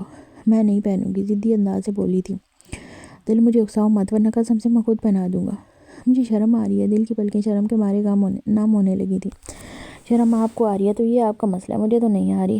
دل، اسمت پلیز، میں نہیں پہن سکتی، وہ منمناتے ہوئے بول رہی تھی۔ اسمت، لگتا ہے مجھے خود ہی پہنانی پڑے گی، وہ فیصلہ کن انداز سے بول رہا تھا۔ اسمت پلیز چھوڑ دیں، میں خود پہن لوں گی۔ اسمت زبردستی دل کی شرٹ کے 2-3 بٹن کھول چکا تھا۔ دل نے کھلے بٹن والی جگہ سے شرٹ کو مٹھیوں میں دبوچ رکھا تھا۔ پہن سکتے تو ٹھیک ہے، ورنہ میری جان، مجھے پہنانے میں کوئی مسئلہ نہیں ہے، میں خوشی سے پہنا سکتا ہوں۔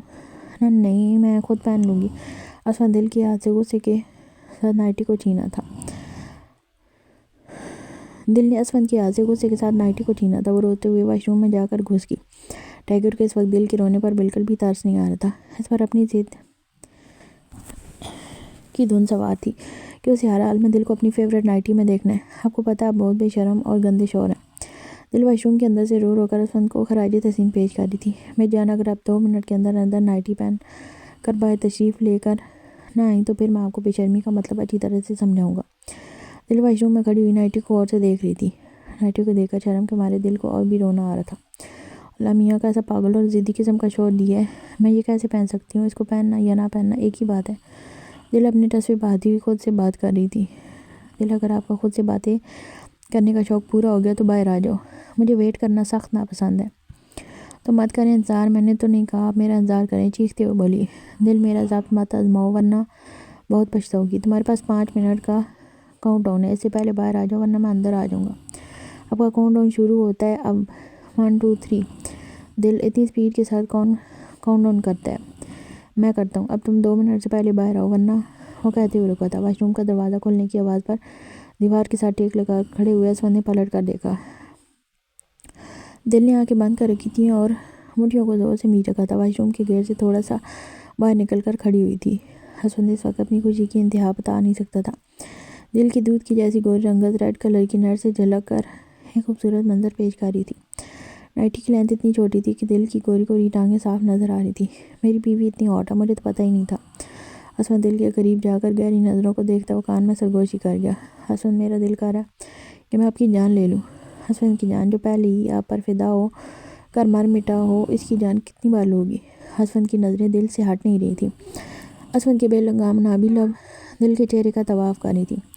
دل آنکھوں کو بند کیے ہوئے پتھر بن کر کھڑی ہوئی تھی۔ عصمت کی پیاس بجھنے کا نام نہیں لے رہی تھی۔ وہ دل کو دیوار کے ساتھ لگا کر اس کے دونوں ہاتھوں کو پیچھے کی طرف باندھے ہوئے دل کی گردن پر جھکا ہوا اپنے سلگتے ہوئے ہونٹوں کے لمس چھوڑ رہا تھا۔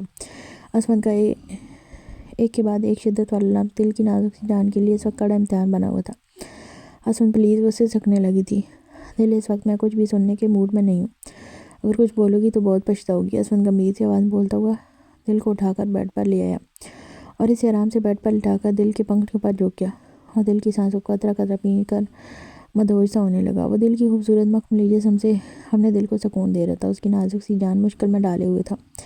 وہ ظالم بنے اس کی سسکیاں تک نہیں سن رہا تھا۔ دل کی سانسوں کو پی کر پرسکون ہو کر دل کو اپنی باہوں کے گھیرے میں لیے ہوئے لیٹا تھا، مگر دل کی سسکیاں رکنے کا نام ہی نہیں لے رہی تھی۔ دل، میری جان، یہ رونا کس بات کا ہے؟ آپ بہت گندے اور ظالم ہیں۔ ایسے نہیں کہتے جان، میں آپ کا شوہر ہوں، آپ کو گناہ ملے گا۔ عصمت کو اس وقت دل کی نازک سی جان پر ترس آ رہا تھا، کیونکہ عصمت سے آج اپنی ٹائیگر والی سختی روکی نہیں گئی تھی۔ اب اسے اچھے سے پتا تھا دل کچھ دن تو یوں ہی سیاپا ڈالے رکھے گی۔ عصمت نے دل کو اپنی باہوں کے گھیرے میں اس طرح سے کس رکھا تھا کہ دل کوشش کے باوجود اپنی جگہ سے ہل نہیں پا رہی تھی۔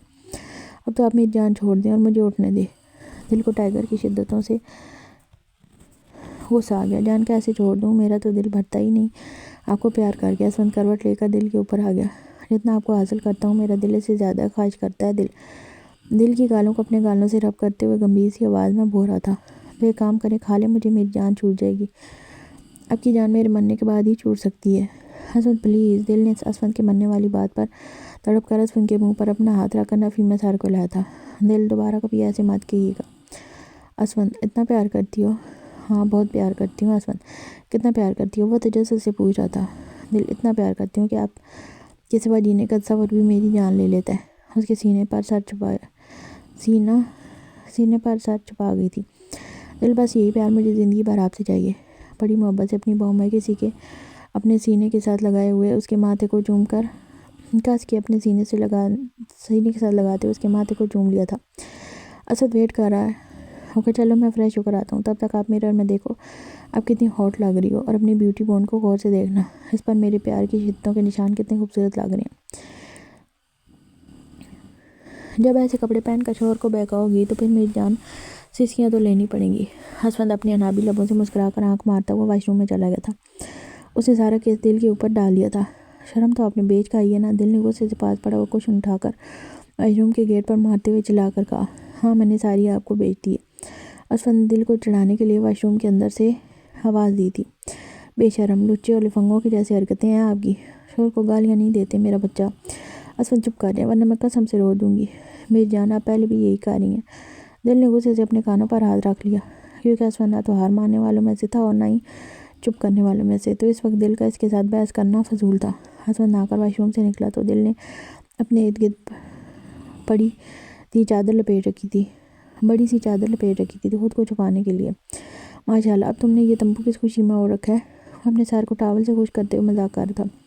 جتنی بیہودہ یہ نائٹی آپ میرے لیے لے کر آئے ہیں نا، جس کو پہن کر مجھے اتنی شرم آ رہی ہے۔ چلو جلدی سے تمبو سے باہر آؤ اور جا کر فریش ہو جاؤ، ہمیں نکلنا ہے، وہ شرٹ پہنتے ہوئے بول رہا تھا۔ جا رہی ہوں۔ وہ چادر کو لپیٹتے ہوئے واش روم میں جا چکی تھی، جبکہ عصمت پوری طرح ریڈی ہو کر اس کا ویٹ کر رہا تھا۔ دل عصمت کی پسند سے پیچ کلر کی پلین فراک، جس کے اوپر ریڈ کلر کا کام دار دوپٹہ لیے ہوئی تھی، پیروں میں گولڈن کلر کی ہیل والی سینڈل پہن کر ڈریسنگ مرر کے سامنے آ کر میک اپ کر رہی تھی۔ عصمت، ہم کہاں جا رہے ہیں؟ عصمت اسے تیار ہوتے ہوئے بہت گہری نظروں سے دیکھ رہا تھا۔